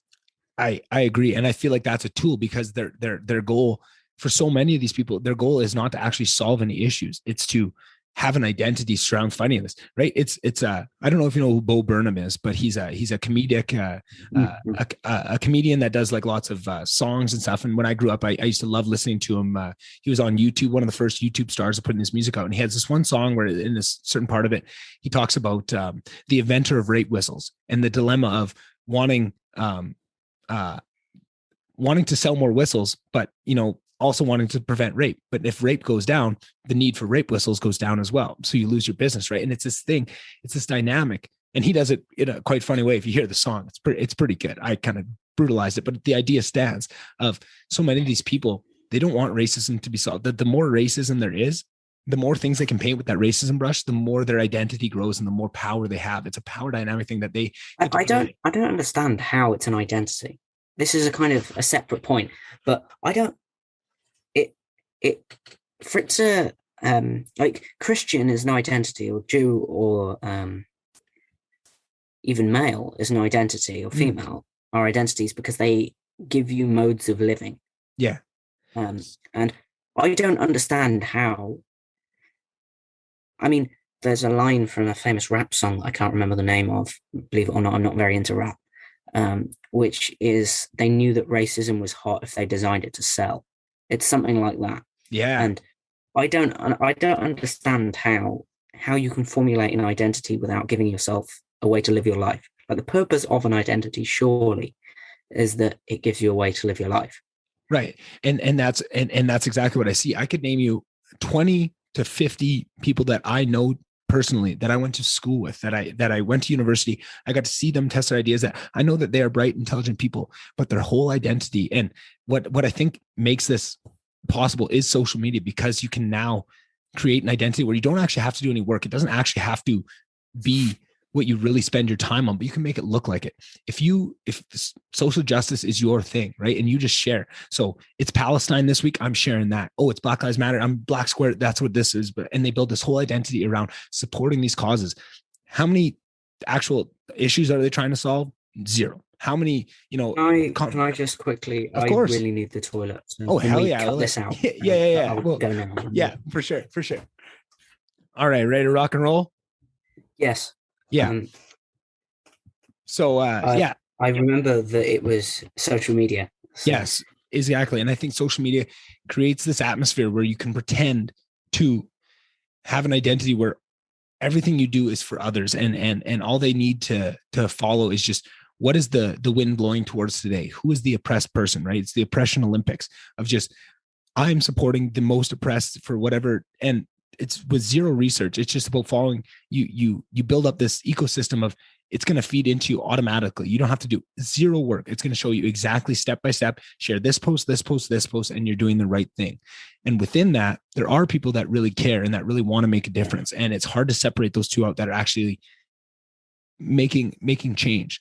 The trouble is, I believe that this social media activism does much more harm than good. I think what it does is it creates this idea of this social currency that you can gain by doing this, right? So now it's not, it incentivizes people that aren't actually trying to fix things to come into the game.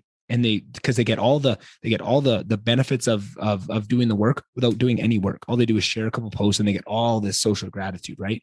What that does is they get all of the virtues of praying in public with none of the actual prayer. Yeah, exactly. And none of the actual following of the tenets even, right? Like you don't even, it doesn't matter if you're eating pork or not, right? Like because it's all a show. It's all a farce. It's all drama.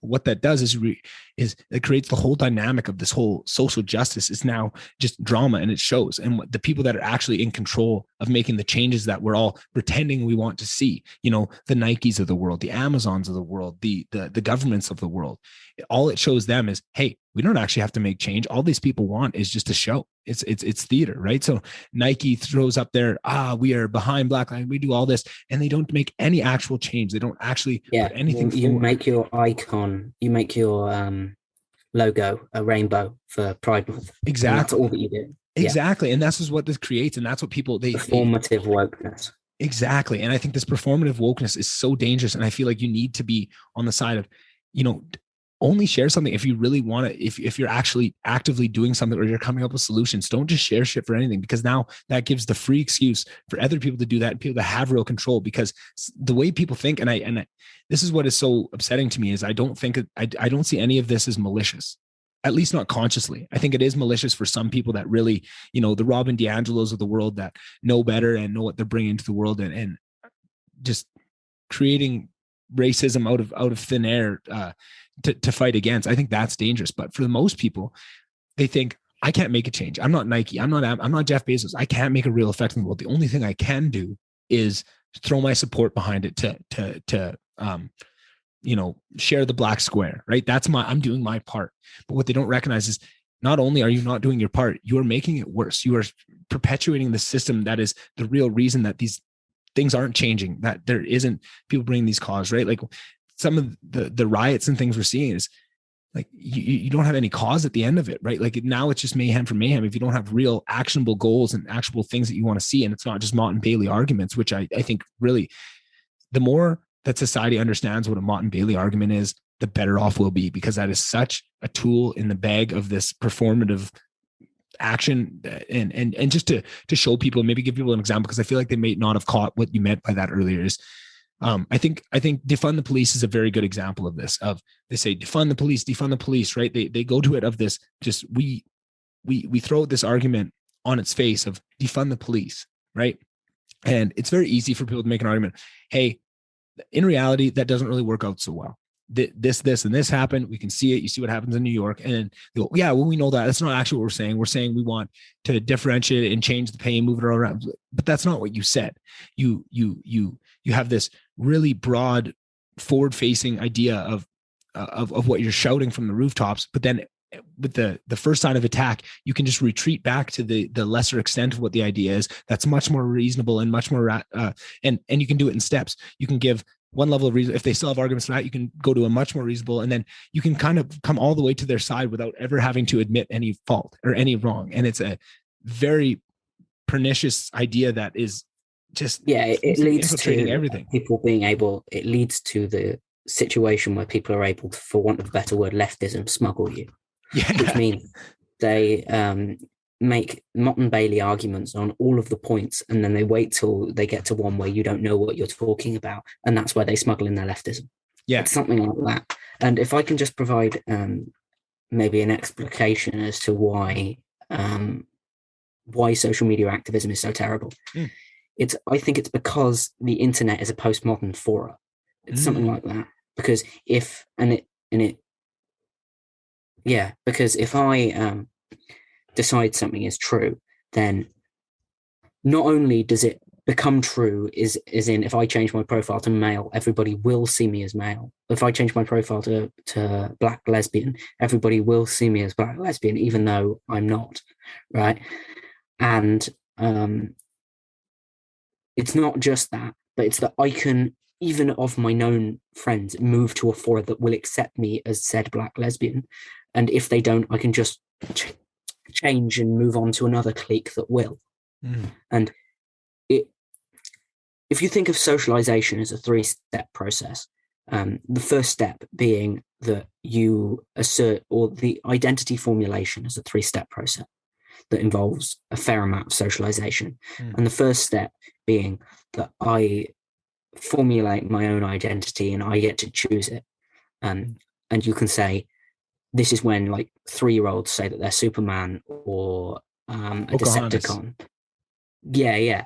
And this is what that is. It's a stage of identity formulation where you get to decide your own identity. And you can say, well, the next stage of identity of formulating your own identity is that it's molded by the group around you. So I'm in a situation with some friends and I can only, this is why you're socialized by your friends past the age of 4, because you're socialized into an identity that the rest of the world will accept. And the way that I do that is repeated, iterated interactions with a fairly random group of people that are a microcosm of the society at large. Yeah. And this means that I'm forced and molded in order so that I can still communicate with people to realize that I am neither a Decepticon nor a black lesbian. And this relies on me, the group of people that I'm forced to iterate my actions with being random. And the internet throws that for the internet throws that for a home run, right? Yeah. Because, to use a not British expression, and it's a real problem because I get to choose the people that I interact with, right? And if I get to choose the people that I interact with, I can choose people that accept my self-defined identity as per stage 1. It means that we can't get stage 2 or stage 3, stage 3 being effectively self-actualization. And although I don't like the self-actualization thinkers really in any large degree, to any large degree. And it's a real shame. The internet really messes up with the second one. And it means that my generation specifically has the identities collectively of just slightly below 4 years old. Yeah. And I mean that not in the kind of joking, demeaning way that people generally associate with being called childish. And now imagine instead of just this socialization being messed up or this identity formulation being messed up, imagine that the internet takes primacy as the mode of socialization over the biological world. So let's say, for example, there's a global pandemic, right? And it's really weird that we don't have an example for this, right? But let's take as an example a global pandemic. Yeah. And let's say we're locked in our houses and we're forced to interact with people that we don't really know that well online, and their online identities may not match up to their biological identity. Well, we're now in a world where online identities take primacy and biological identities have to take the back seat to that. And we've seemed to have ceded the mechanisms for socialization onto platforms and publishers that are definitionally postmodern. And it's a real problem that we have. It means that we can get people who are making arguments, for example, for nonsensical policies in terms of both social and economic policy, say like free tuition. I'm not for free tuition, right? And the reason I'm not for free tuition is because the people who get hurt by free tuition are the poorest in society who don't go to university. Because not only do they have to pay for an education, subsidize other people's education that they won't take. The other people are individuals that they don't know or care about. And it's an education that they wouldn't pay for. Otherwise, they would have taken out a loan in order to go. Yeah. So we seem to be in a position where completely irrational and nonsensical positions can be justified because you are able to surround yourself in an arena of people that necessarily agree with either your self-definition of your own identity or your irrationality that goes along with your political conclusions. Yeah. I love everything you said there. I think that really really puts a fine point on the crux of what we're dealing with right now. And just to add to it, I think you're right on the money. And so when you think of what happens at that around that 4-year mark, when you start to be socialized by your friend group and by those around you, that is almost it's a very important time for every child, and it's painful as well. It is but it's painful by design, right? Like you go in and you grow into you're a couple years into it, say you're 6 years old and you've learned a couple lessons here, but everyone's still pretty nice. You're still in a world of 6-year-olds, but then grade 7 or 8 years old, and you start to see these lessons become more. I mean, these lessons are happening to you, but you're not really picking up on them. But there becomes a point where you start to be conscious of it. And I'm just going to use myself for example. So I was a huge nerd growing up, but I also was, played sports and was relatively popular, and I could kind of hide it. And I recognized, because I had certain friend groups that we'd talk about, Legend of Zelda and Harry Potter and all this stuff that I was super into and really loved. And, you maybe get teased or something. You maybe, the signals that you're receiving from the world is, hey, maybe this isn't for everybody. Maybe there are some negative consequences. It's like, I really enjoy this thing. It shouldn't be demonized, right? But naturally what I would do is I just branched off and I found other things. And I found areas and the people that I could talk about these interests with. And I found out that that's not going to be for everybody. And that's an important lesson, is that you have to find, you want to be multifaceted so that you can find different connections with different people, right? Like it's if you expect everybody to come all the way to you and to get on your level of what you're interested in, you're going to have a hard time, and you're going to be much better served by finding ways that you can interact with all these other people. But what you're seeing in this is what, right. And then, but just to take it. So now say you love Twilight, right? And when I was, growing up and going through this, didn't really have the internet at this time, but now you take a kid and fast forward 10 years and he's going through the same process, and he really loves Twilight, and he gets a little bit of pushback in the real world. And that doesn't feel very good, right? The actual negative reaction, for good reason, the negative reactions of you learning with the world how these things are going to come across and learning these important lessons, but you retreat and you find maybe an online forum for Twilight, and you find this community of people that really love Twilight, and you can make Twilight your whole identity. You never are forced to branch out and find other things. It doesn't mean you have to dislike Twilight or discount that at all, but the natural process of branching you out and finding different things and different ways of connection, so that regardless whether you're talking about a gun-toting Republican or a philosophy major that's 20 years old that is completely indoctrinated on the left, you can find areas to connect with them. But this is what happens, is you miss that whole, if every time it gets difficult, you're teaching really bad lessons. But every time it gets difficult, just find a group that will be accepting of it. Don't push boundaries. Don't push farther out. And then you see this, right? So now we have a whole generation coming up that has lived their whole life with that being at their backs, where they can always just find these identities and build things around and build ecosystems around it. Right. And then you have this generation that's a bit older that has learned these lessons, but on the internet, they can step back into that world for a little bit of time, even somebody that's older than both of us, let's say a 50-year-old man who, likes some of these things and has some of his ideas, and he's maybe pretty set in a mindset. So let's just say he's just for ease of my creating somebody in my head, 50-year-old man from Slave Lake, Alberta, grew up in the oil field, very right wing, very set in his ways, and has his ideas, right? And he had to go through that and have it and have it tested by certain people over the time and got socialized. But where he grew up, that is the main mode, right?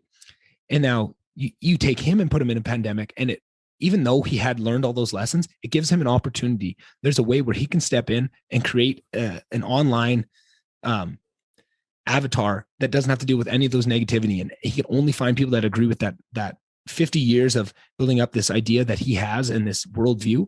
He can find people that it completely agrees with, and then, like you say, you have he can unlearn all of the useful lessons he's picked up by surrounding himself with people who are entirely his self-defined identity, or if not, accepting of it. And if they don't accept it, he can just disregard their existence. Exactly. And find a new group, right? This is actually why the cultural trend that we have towards self-authenticity is so dangerous. Yeah.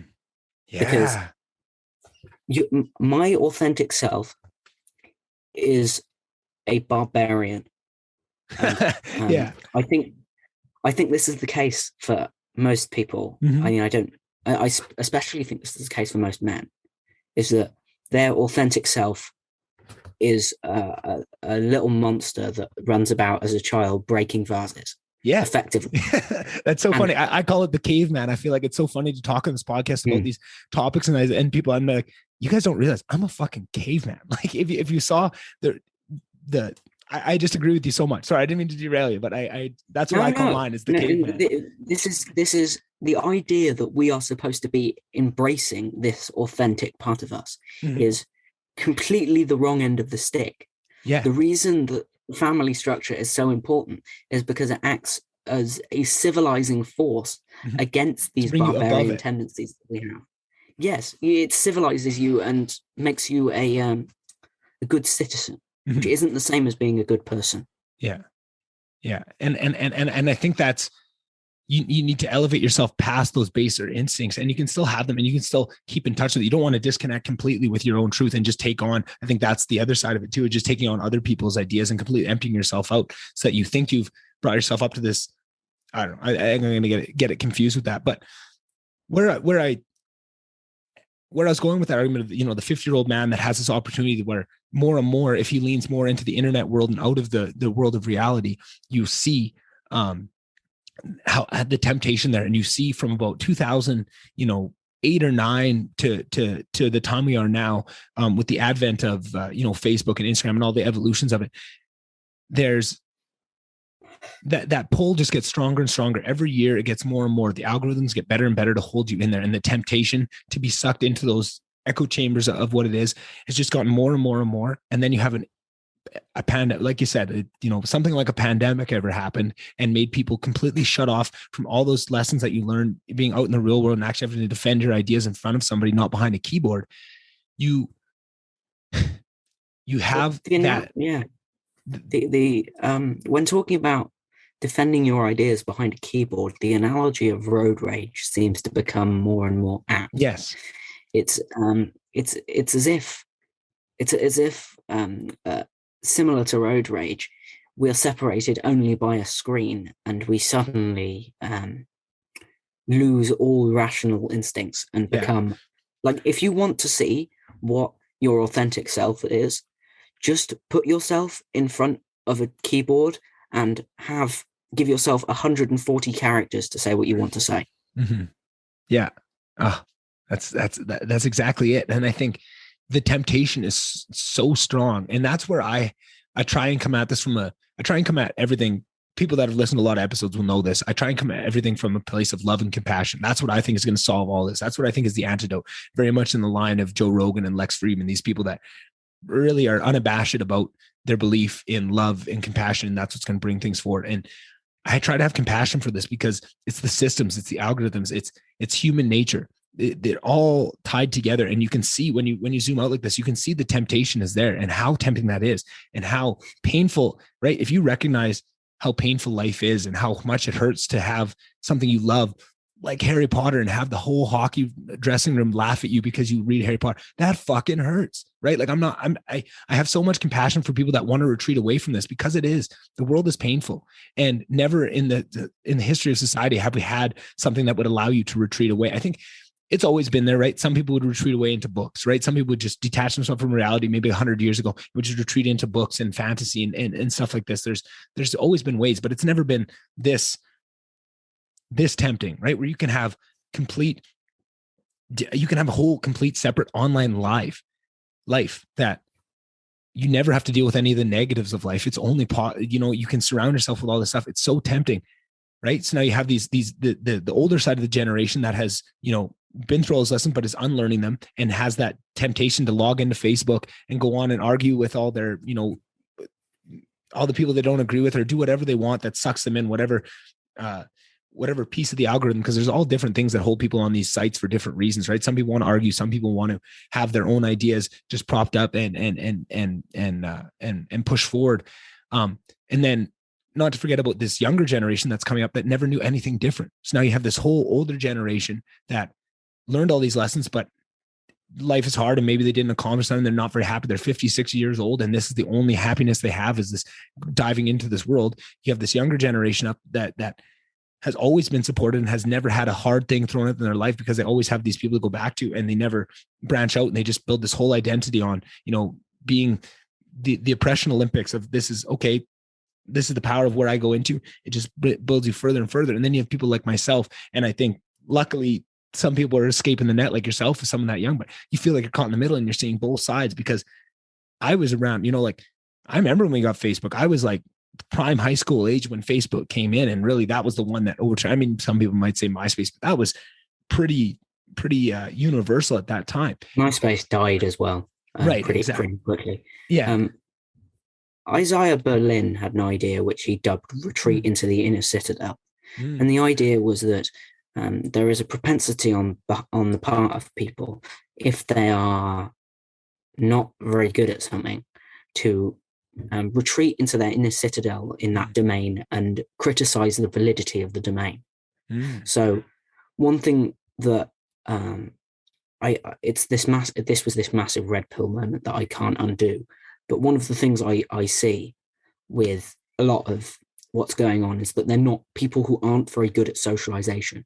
So they retreat into their internet identity and then demean the validity of socializing, demean the validity of the real world as a way of justifying their lack of socializing ability. I see this as well with attacks on institutions of merit, people who aren't meritorious, and they're retreating into they're retreating into their inner citadel and then criticizing the institutions of merit in order to justify to themselves their incompetence and laziness. And I think you see it not just on the individual level, but then you see that same thing happen on these giant scales, right? You look at journalism, and what has happened with journalism is they all have just been retreating into the internet selves and just, the self-adulation, the pats on the back, and it's completely corrupted a whole industry. And then you have these things pop up in response, like Joe Rogan and Brett Weinstein, and these people that are actually through merit in their ideas, bringing in these huge audiences and monetizing themselves and having no control of them, not having 12 producers telling them what they can and can't think and following these directions. And instead of recognizing themselves the merits of that, they just retreat away and just tear them down and try and come up with these terrible arguments against what they're doing. And for anybody that's ever listened to them for more than, 1 or 2 episodes knows just how bold-faced these lies are about these people, right? You see the smear campaigns on Joe Rogan, I don't know, a couple times a week. And anybody that's listened to them knows that everything they're saying in them is complete bullshit. And it's like, you are so scared of the merit of his arguments that you're just going to, fall back like you're doing like this. Like that is just so, I don't know. It's funny. It's sad. It's so many things at once, but it's just, it blows me away to see that. And I mean, you can make that argument for a bunch of different industries. I think that's the same with universities right now. I know you're maybe a little younger to see it, but you're in a group of all these people. You get to see us talk about what the experience of going through a university is they have so much retreated away from any criticism that they've just are swirling around the bottom of the toilet bowl and just clawing to try and hold themselves up and just tearing down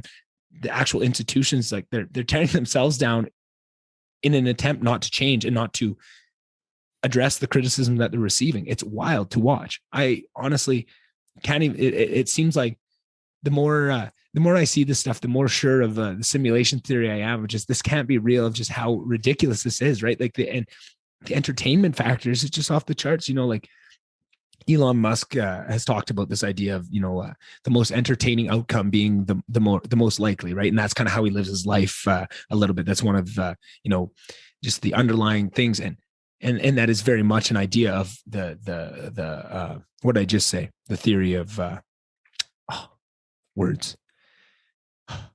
I just said it like 2 seconds ago. The theory that everything, simulation theory. Thank you. That's very much a simulation idea. Simulation theory idea is this: the most entertaining outcome is the result. And I feel like it's either just a natural thing, or it's just another consequence of the internet, of just that is almost one of the tiers when you take away all the negative consequences and you're just doing it for the lulz and for the memes on the internet. That's kind of where you get to, is that's the real driving force behind most of this stuff. And it's, I think we sad. may be able to solve this problem as a populace by being less trusting of people that we know lie.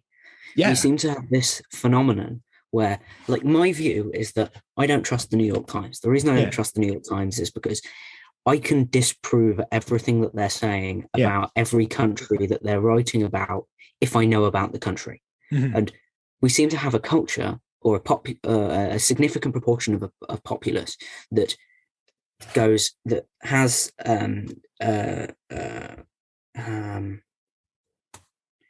sort of crepidarian interest in something, and they're an expert in their field, and they read about that field and they go, oh no, they're lying to me. I can see this lie. This is wrong here, here, and here. They turn over the next page and then they go, oh, it must be true because I don't know about it. Yeah. Which is very funny. And I think you see the same thing with governments. And I feel like that's something that frustrates me to no end, because I'm very much the same way. And in Canada, you know, it's pretty much the two parties, right? Very similar to the US. It's more like three parties, but it's, you know, you have kind of a center right, a left, and a really far left, right? Like that's kind of our, but they all lie, and they all are absolutely terrible at what they do. And you can poke holes in all of their theories from, right? But very much like someone might say, oh, I don't trust the New York Times, but this one, Washington Post, that's mine. It's like, it's the same thing when I see in governments, and I see it very much highlighted during the pandemic, is so many people's answer is not that, hey, all our governments kind of suck and they're all kind of captured by the same forces and doing the same things in different verbiage, but they go, oh, this is bullshit. Like, it's all Jason Kenney's fault, who's the right-wing provincial leadership in our province. But you see him playing the exact same playbook almost to a T. He's came up with his. Was Jason Kenney the curriculum guy? Yes, he is. Yeah, he's the curriculum guy. Yeah, and he's the one that the people were aiming criticism at, because they're saying that Jordan Peterson agreed with his curriculum, and just the madness that is of all things. But yeah, no, but this is the thing. Jason Kenney's a fucking idiot. He's terrible, right? But people think that it's this thing like, oh, if you put in the left-wing equivalent in there, he'd be just as terrible. And there's proof in the pudding. Go over a province, you get to see the exact same thing, that are in the exact same ways that Jason Kenney is failing, in the exact same ways that Jason Kenney is being disingenuous, every other leader is. And instead of, going, I can disprove everything you're saying from each one of the government. So maybe this whole thing, and there's nobody that I want to stand behind. Like, the amount of politicians that I want to stand behind and say that I believe in what they're saying is so few. And to a T, each one of them has some sort of accountability system, like a podcast or like something where you get to hear their actual words so that you can judge against them. They're not insulated by this whole system of lies and thievery that allows them to not have to be accountable, right? The entire corporate and government structure is a farcical thing to prevent accountability. So you have all these people you're accountable to, and all these things that have nothing to do with the actual end user, right? Like the people and their the accountability system for government to the people have completely gone away, right? Like every year it seems like we're farther and farther apart, where the will of the people matters less and less. And it was highlighted by the pandemic. Like, do you think any Western government, do you think they put the benefits of the people behind, Amazon and Walmart and all these people? They never got shut down. Like, when you look at who came out of it at the very end of the day, and the rules that they put in place to benefit them, it wasn't the people. It was the exact people that came out of the pandemic the best, are the exact people that are the biggest donors to all the political parties, right and left. Does that not cause any questions for anybody? It certainly should. And one of the things that I can trust certain politicians, but the way that I can trust them is because I know that they're not bullshitting me about things that I know about. Right. Like, if I know about it and they're giving me something that is effectively what I know to be true, right, then I may be able to trust them on other issues. Mm-hmm. Mm-hmm. This idea that I am supposed to trust people on issues that I know nothing about, when all they do is lie to me about issues that I do know something about, is asinine to me. Right. But then, so, and I agree with that, but here's my thing. How many politicians have you found that are telling the truth about the things that you know about, and all the things that you know about? And there's not one thing that you know about that you can catch them in a lie with, because that's the situation I'm in. And I could probably count on one hand the amount of people that I can say that about. And when you look at, And then what's funny to do if you do find that is then look at how those 5 people are treated just in the general zeitgeist of how they're received. And it's amazingly eye-opening.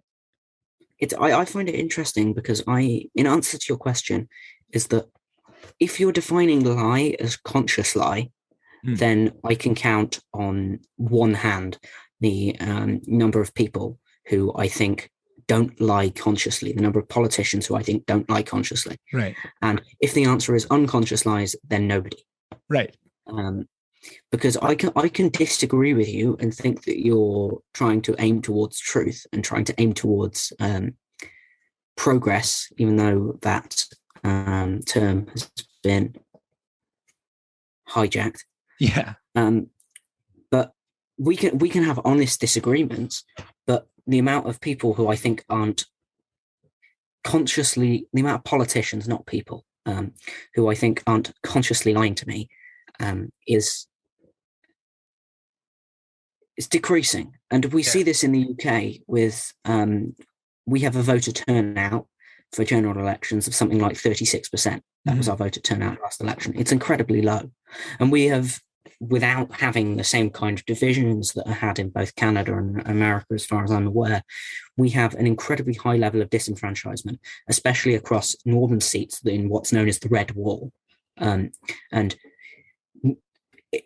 So, for example, if you look at voting demographics across time in the UK, and this is how you see who the average person, and I don't like that term, but who the average person sees as not consciously lying most of the time. And so, for example, if you look at, they're called C2DEs, which are the lowest economic tercile.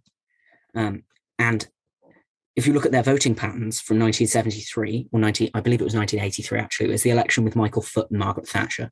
They voted 74% Labour and 14% Conservative. If you look at their the voting patterns of C2DEs in the last election, they voted 33% Labour, or in the 2019 election, rather. They voted 33% Labour and 48% Conservative. This isn't to say that the Conservatives have everything right, but this is to say that Labour have despise the working class in the UK. When you have articles in, for example, there was an article, I believe, in the Financial Times by a journalist called Matthew Paris, who described Batley upon Spen, which is a working class Labour community, which almost got won by the Conservatives in the recent local by-election, described it as tattoo parlour Britain, tracksuit bottom Britain, all our yesterdays Britain. It's this kind of demeaning language. Yeah. Said that not only that the community is not worth listening to, but also that their policy concerns should not be taken seriously in the Labour Party, which was part of his article. Yeah. I think that working class communities, don't get me wrong, in the UK feel just as hated by the Tory party as they do by the Labour Party, but at least they don't feel betrayed by them. Yeah. That's exactly it, because exact same thing is happening in Canada and the US, right? Earlier in our conversation, we were talking about the disparity and how important that is. And we're looking at it kind of through the lens of slavery. But I think that even when slavery ended in the West, that same thing is definitely a huge impact on the underlying feeling of a society, right? And there's a lot of decisions are balancing that of how much are we going to steal for ourselves and how much are we going to filter out to the people to give them enough cake to quell the rebellion, even though the disparity between the top and the bottom is just on a rocket ship of trajectory of just separating. And so much of this is they have a couple of things in their playbook to prevent people from realizing that. It's one is exactly what you said of demonizing the people that are on the worst side of this and just saying that it doesn't matter anyways what their concerns are. And even demonizing anybody who tries to help them. Exactly. That's one thing in the playbook. Second thing in the playbook is getting it polarized into two sides so that if the right and the left are fighting, they don't realize that the elite right and the elite left are just rising and getting further and further away from the people, and the accountability systems of the people to these people that are going up and up and up are falling away. And that is the thing that I see. That is why and I see the same thing of all these arguments we made for the left. I can make all the same arguments from the right as well, of it, minus exactly what you're saying of this actual attack. No, not even minus that, because in the same way that the left seems to demonize these Alberta in Canada, where I am, this is the oil field, right? It is the Texas of Canada where I live. And it is the most right-wing, it's the most conservative area that we have. And that's for Canada, right? Still super far left when you look on, like, if you looked at it through an American lens, super far left. We're super progressive and all this stuff. But you see the way that, the oil field is attacked and the oil field workers, and how they're demonized and how they're looked at by the rest of the country. And through that lens of the left, it creates that exact thing where it may not be good and it may not be bad, but at least, by voting right, I may not agree with everything, but at least it's sticking it to the left that insults me and treats me like, dehumanizes me, right? That's the biggest thing. But that's what this was always the best argument for Trump, was that when he said they don't hate you, they don't hate me, they hate you, and I'm just standing in between them and you.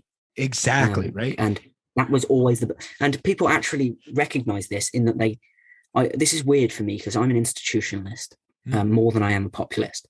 But I certainly I begrudge far more the intellectual elite than I do the financial elite. And the reason for that is because there is a sense that in a Western society, in a relatively corruption limited Western society, that you could legitimately and legally and morally become one of the financial elite. Yeah. And there is no sense that you could, without becoming morally reprehensible, become a member of the intellectual elite. Right. And I think now we finally stumbled upon, because I feel like we're so similar on this. And I feel like this is where the rubber meets the road, and maybe where we do separate a little bit of, I hold equal contempt for the intellectual elite and the financial elite. Right. And within those two camps, I think there are shining stars of good people within both sides that really hold water for a lot of the bad things that happen and protect, right? Like for every Jeff Bezos, there's an Elon Musk. For every, who's the intellectual? I'm trying to find somebody on the intellectual elite that I could. Jim Acosta. Sure, and Jim. Oh my God, look at me! It's Jim Acosta. Right, but then you have the other side of the intellectual elite with Jordan Peterson, who is amazing and spreading the good side of it, right, and carries water for so much of the other people, but so I hold the equal contempt for both, but I feel like that is such a hard position to get to, because it's so much easier to see, it's by design. This is what I see. So now that demonization of the right and the left, the right wants you to be on the right and the left wants you to be on the left. But more than that, they don't want you to leave the game. They don't want you to recognize that the left and the right are both doing the both same fuck shit and has the same contempt for you from different sides, right? The same way that the left has contempt for the worker and the blue collar guy of the right. The right has the same contempt of the left, of those people I described to you that I went to school with, that are just brainwashed by this ideology and think that they're doing the right thing. And the way that they're talked about being snowflakes and that they're idiots, and the way that the right characterizes them, it's the exact same thing, where maybe they don't agree with everything that the left does, but they say, well, at least it's not Trump. At least it's not this, right? And all that does is completely dig people into this game. And what we need to do is recognize that it's the exact same thing on both sides. It's like you said, the intellectual elite and the financial elite, and they're both elite, and they're both at the very top rungs. Those are the same people, the intellectual elite and the financial elite. You think it falls away, but they're all at the same clubs. They're all out at Mar-a-Lago. They're all out doing the same thing. And they're all out they all make money off the back of the system perpetuating in perpetuity, and not people recognizing that this system is fundamentally broken. They don't want you. It doesn't matter if you vote right or left. The same donors are donating, like the same donors donate to the right and the left. You think Big Pharma doesn't donate to the left and the right of these things, right? And you don't think Amazon doesn't have their hedge their bets, right? Everyone of a certain size has their bets hedged at the very end of the day. Those are the people actually pulling the strings on this stuff. It's just, you nailed it right at the start of the conversation. At the very base, it's a tendency. You might have a tendency left or a tendency right. It doesn't mean you need to make your whole identity around it. And you can be very, very much in the middle on lots and have some left tendencies, some right tendencies, but they don't want that. They want you to fit into one box or the other, because that allows the game to keep perpetuating forward. And that's my big issue is, I just hate this is again comes back to why I think love and compassion for both sides. If you need to have compassion for those on the left that have been brainwashed by this idea, and that's what keeps them in the game. You have to have compassion for the right that have been demonized and kicked and shoved down and just feel like the only thing they can do is vote for Trump. That's their only outlet, right? You have to have compassion for that and how they got there. And you have to have understanding on both sides for what is holding them in the game and not allowing them to take that step back and recognize, hey, none of this is serving me. Like if I was to make a political agenda of the things I want, and just go compare it against the right and the left, it doesn't really match up. There's nobody for me. And that feeling is the real underlying thing. And that's what I think people like the IDW, intellectual dark web are rallying together, as those people. And I think that's what the Peterson Pals group is at its best, at its core. I think it definitely falls into some of the traps of that game I was talking about. And we perpetuate ourselves and fall into that. But at its very best, it's that idea of we need to transcend this idea of the right and the left, because they're both captured by the same people at the end of the day. And we need to just, and I think you only do that by setting an example, right? In the same way that I said, Sam Harris can't go into Somalia and just, say, hey, this is the best way to do it. We can't force people to do it. You just have to lead by example and show the benefits and the intellectual freedom that you get by disconnecting from that game. Does that make any sense? Yes, mostly. Okay. I think there's certainly something to the idea that we need to be disconnecting from a game of ostracization and of tension, and we need to be embracing a game, yes, of compassion and understanding and even downright disagreement in some cases. Yeah. And I think that I think now more than any time in the last 60 years is, since really the end of World War II, is a time when we need the politics of agreeableness, to coin a phrase. We need something like, we need to start at our agreement and build out. Yes. And we seem to be more and more having conversations that either in their better manifestations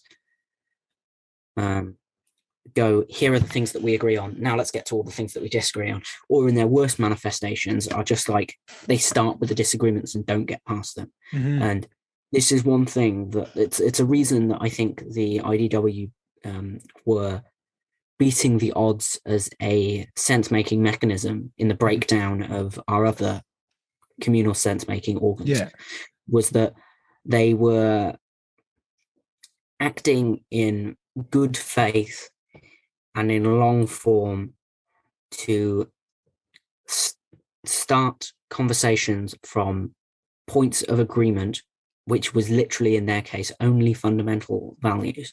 Mm-hmm. And you build out and you see what you can make from very small agreements. Yeah. And then in understand that value system, looking for others that are also bringing things forward in that same vein, right? Like Joe Rogan was one of those people that really looked for people that were also doing that same thing that you just discussed, of trying to create a space for open conversations about these, which is the first step of all this stuff, and raising their profile and raising those people up. And I think that's what gave me that's what is the impetus behind this podcast, of seeing them do it and seeing that call to action of, we need more people doing this, and then to create it for ourselves in my little way, my little corner of the world, with my little corner of people that I'm connected with so far, is in that same vein of bringing that forward. And I think that's what gives me hope. And that was one of the actual questions that I've written down here. I mean, didn't really get to many of them because we just went off running on this conversation. But one of the things I wanted to ask you was, what gives you hope? Because that would be my answer if I was to answer that question myself. It is things like IDW, and to see that people like Lex Friedman and Joe Rogan are bringing these things forward, and the reaction that they're getting, that there is that thirst out there. People want these in-depth conversations. They want nuance. They want, they don't want to fall into this trap of right versus left. And they see the suffering that comes from falling into that trap, and they want something better. And that gives me hope. And what else gives me hope is to hear somebody that's 16 years old that has such a clear idea of all these things, like that fucking, that just makes me so happy to hear that we can have this conversation and that this isn't, because I feel like I always had this fear of, man, like I just escaped under the wire of all the institutions teaching me these things, of going through high school and just pushing back really hard against all this stuff, getting to university, pushing back even harder. And I just get out of it. And I'm like, man, if I was 2 years younger, would I have had it within me to push back against all that and come out of it without being changed fundamentally? And to see somebody to continue with your wire analogy, I'm both small and good at limbo, so that helped. Yeah, there you go. Oh, that's funny. But I'm just curious, what gives you hope? Like what do you see from maybe a decade before me, or a decade behind me? What things do you see coming up that you see a brighter direction for tomorrow, kind of thing? This new parental movement against critical race theory in schools has really given me a lot of hope recently. And I don't think that I agree on everything with the people involved in that movement necessarily. Me as well. And with most of the people involved in that movement. I mean, I'm politically homeless, so me as well. I don't identify with much at the moment. I agree. But movements of masses of people, to butcher an Orwell quote, I hope to see a revolution of a movement of the masses with which I would like to associate myself, not a selection of policy concerns which we, the higher ups, are going to inflict upon them, the lower orders. And that's what I see as the revolution being advertised by a lot of people in modern culture. So the answer is, I'm rather a pessimist in general politics, but I'm not a pacifist. I'm not a pessimist in regards to local politics that involves movement of masses of people, in which I think to give the example of the critical race theory in schools, the silent center stays silent no longer. Yeah. And I think that's very much an IDW idea as well, of these people that I think that was the biggest it's so hard to put a label on the on that silent center that you're talking about, right? And there's just these certain things, because they don't, by the very process of it, they don't label themselves. That's the whole reason that they're in the centers, because they refuse those labels on the other that don't line up with them. And they, by that, you understand that they hold more value to what they want to sign their name to. They're not just signing their name to anything. It has to really match up with what they are. And that's what it might not be, it's tough to say the IDW, but when you break that down into its constituent parts, you may not have this, 1 billion people that identify with the IDW. But when you take the couple 100 million people that really identify with Joe Rogan and what he stands for and his ideas, that take in maybe not all the parts of the IDW, and there's probably some pieces that he misses and that he might miss it, but he holds up other people that will fill in those gaps of what he's missing, that takes the idea. But then you take his millions, then you take Lex Friedman's millions, you take Jordan Peterson's millions, you take all these people's millions, and there's obviously going to be some crossover like myself that is really stands behind all of it. But that is a big group, and that is hopeful, right? Like when you think of it like that, and to think of a group like the Peterson Pals group of just people that want better and that are willing to sacrifice to want better, and not sacrifice in any grand thing, but just the sacrifice of your own power and sacrifice of certainty. Sacrifice of certainty. Yeah, exactly. Thank you. That's exactly where I was going. Just the sacrifice of certainty to open themselves up to have these conversations, right? And they might get difficult, right? Like some of the conversations we've had in the Peterson's Pals group on abortion and on the drug war, and some of those arguments aren't very fun for people. I think they are fun for people in that group because they allow themselves to see the fun in having your ideas changed. But that is a very specific mindset. And for a lot of people, those conversations would not be very fun because you've tied so much of your identity to these ideas that when they get questioned, it's an attack on you. It's not an attack on the ideas that you just happen to hold and that you're open to being changed on. It's now an attack on you. And that is the biggest issue. And that is the biggest flaw and the biggest, I would say, in terms of success. It's hard to say what constitutes success and what's going to bring you success in the world. And one of the things that you can point to for sure is hard work, right? Other than that, it gets pretty squirrely. If you work hard, your odds of success are going to go up in whatever field it is. But I think one of those other things, and those are so hard to find, those things that by definition, you will have increased your chances of success. I think one of the other things too is refusing to identify yourself with ideas. That idea of making facts out of values, understanding the importance of that, and forcing yourself, because you have to work at this every day, of not letting yourself fall into the trap and keeping yourself separated and keeping the ideas just ideas and facts, and keeping that separate. Your chances of success are going to be so much better. And that's what I think gives so much strength to Jordan Peterson's books, is he really highlights that in a really great way, of just this idea of keeping yourself in this landscape of keeping, I don't know, it just keeps the world from going squirrely. In a world that's gone so squirrely and really messes the facts and feelings kind of intertwining and stuff, and just how much damage and how much suffering comes from that. And just the power of being able to keep those separate, even though it's a tough endeavor. I think that's what gives me hope, is more people waking up to that more and more people reading these books and understanding, oh man, if I really take this on myself and work hard to keep these things separate, I'm at such a advantage compared to everybody else. Right. And I just think that's something that is hard to explain to people. I feel like this is the difficulty. It took us 3 hours almost of us having this discussion just to be able to have someone to understand that last statement that I said, if they understand it, because it was quite convoluted. Right. But that's the difficulty of these ideas, of trying to educate people on the importance of these ideas and the complexity of them. It's so difficult, but it's so important. It just, I think there is another hotbed of hope in the how fun these kind of conversations are. Yeah, and for sure. I think this is a much underrepresented point. Is that how enjoyable it? I can think, this is my advert to people who aren't involved in this kind of, whether you want to call it a movement or a clique, is I cannot imagine anything more boring than not having my ideas challenged and changed, and identifying with the ideas themselves instead of the mechanism that gives rise to them. I cannot think of anything more glib and dissatisfying to do with your life. And it's of great hope to me that politics and philosophy and conversations like this are so fun.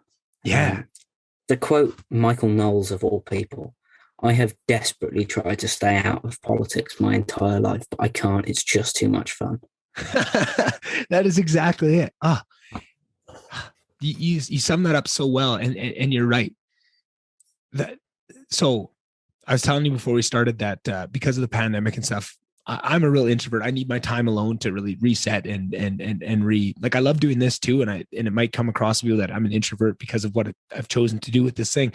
That might shock people, but I hadn't had time on my own, genuinely alone, where I wasn't with, locked in a house with people for over a year. And I was going a little bit squirrely. So last night was the first night I had on my own, genuinely alone, no dog, no girlfriend, nobody calling. And what did I do? I watched podcasts, and I watched, Lex Friedman and Joe Rogan, and this exact type of conversation we're having here, because it's so interesting. There is nothing that I want to do more with my time than to test my ideas. And through that process, I've found these people that are amazing at testing my ideas, right? And pushing the boundaries, and will bring people in with that express goal in mind to have their ideas challenged, and to be a part of that is so much fun. I think it might be even more weird than that, because I want nothing more than for my ideas to be wrong. Because can you imagine how boring it would be to be correct about everything? Where would you go? What would you do? Exactly. Who would you talk to? Why would you talk to them? Mm-hmm. Like the reason I am so uncertain that I'm right, that I need to have these conversations in order to mediate my brain, in order to be able to live with my knowledge that I'm probably wrong. Yeah, exactly. And the more you gain the knowledge, the more you realize that you are so wrong. And there's this shame. There's this, like, I call it like 110 club, something like that, where it's this level of intelligence that you're just about smart enough to know stuff, and you're not quite smart enough to know that you don't know stuff. Yeah. And that's a lot of people. And that's where I see the people I look up to the most are people that have, you're never going to fully get there, but the most people that have really gotten to that point where they recognize their own ignorance, right? Like, the most ignorant people in the world are the smartest people in the world, right? Jordan Peterson, one of the most ignorant people in the world, right? Like Roger Penrose. Well, the most admittedly ignorant people in the world are Exactly. usually the smartest people in the world. Yes, Because the most ignorant people in the world, the most unadmittedly ignorant people in the world are usually the most ignorant people in the world. Right, exactly. But that's the thing. There's that saying, you know, the fire of knowledge, the brighter it burns, the more it illuminates the shadows of ignorance. Right. The more you understand, the more you can recognize how much you don't understand, and that's the real impetus behind this all. And that's, if that's your motivating factor, and that's if you fully internalize that, right? And I feel like you will naturally internalize that the farther you go and pursue in actual intellectual pursuits, that will naturally come to you, right? And you see that as the natural progression of where these people get to. And I feel like, yeah, it's those people that will admit it. You're right. And it seems like the people that don't admit it and still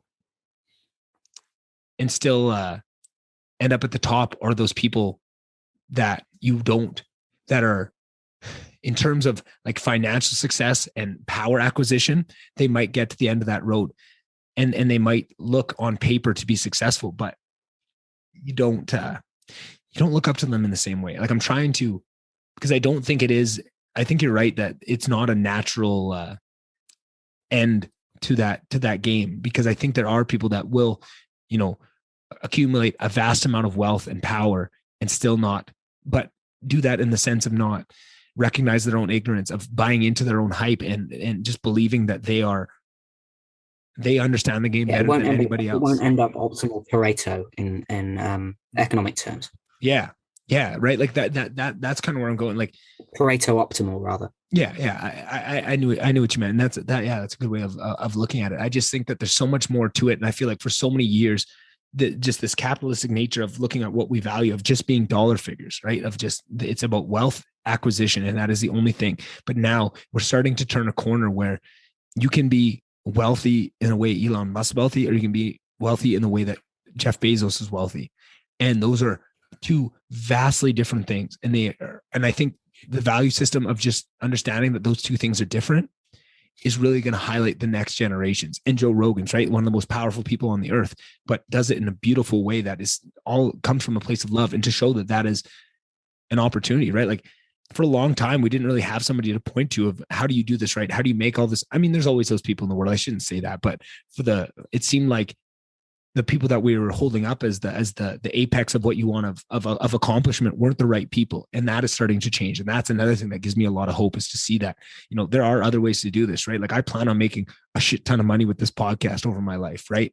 But I want to do it in the right way. And I want that money to go to good things that help other people start podcasts and help elevate other people's ideas, because I think there's more to it. It's not just about making money. It's about doing good things with those money, and have that money create more happiness and more just to be a wealth, and not to just hold it all to yourself, is to spread it out. And that is more of the nature of what it is, and to bring happiness and laughter and good and knowledge to people that need it or that want it. Right? Yeah, it's something like that. There's more to the world than pure voluntaristic capitalist enterprise. Yeah, but you don't necessarily have to work against that.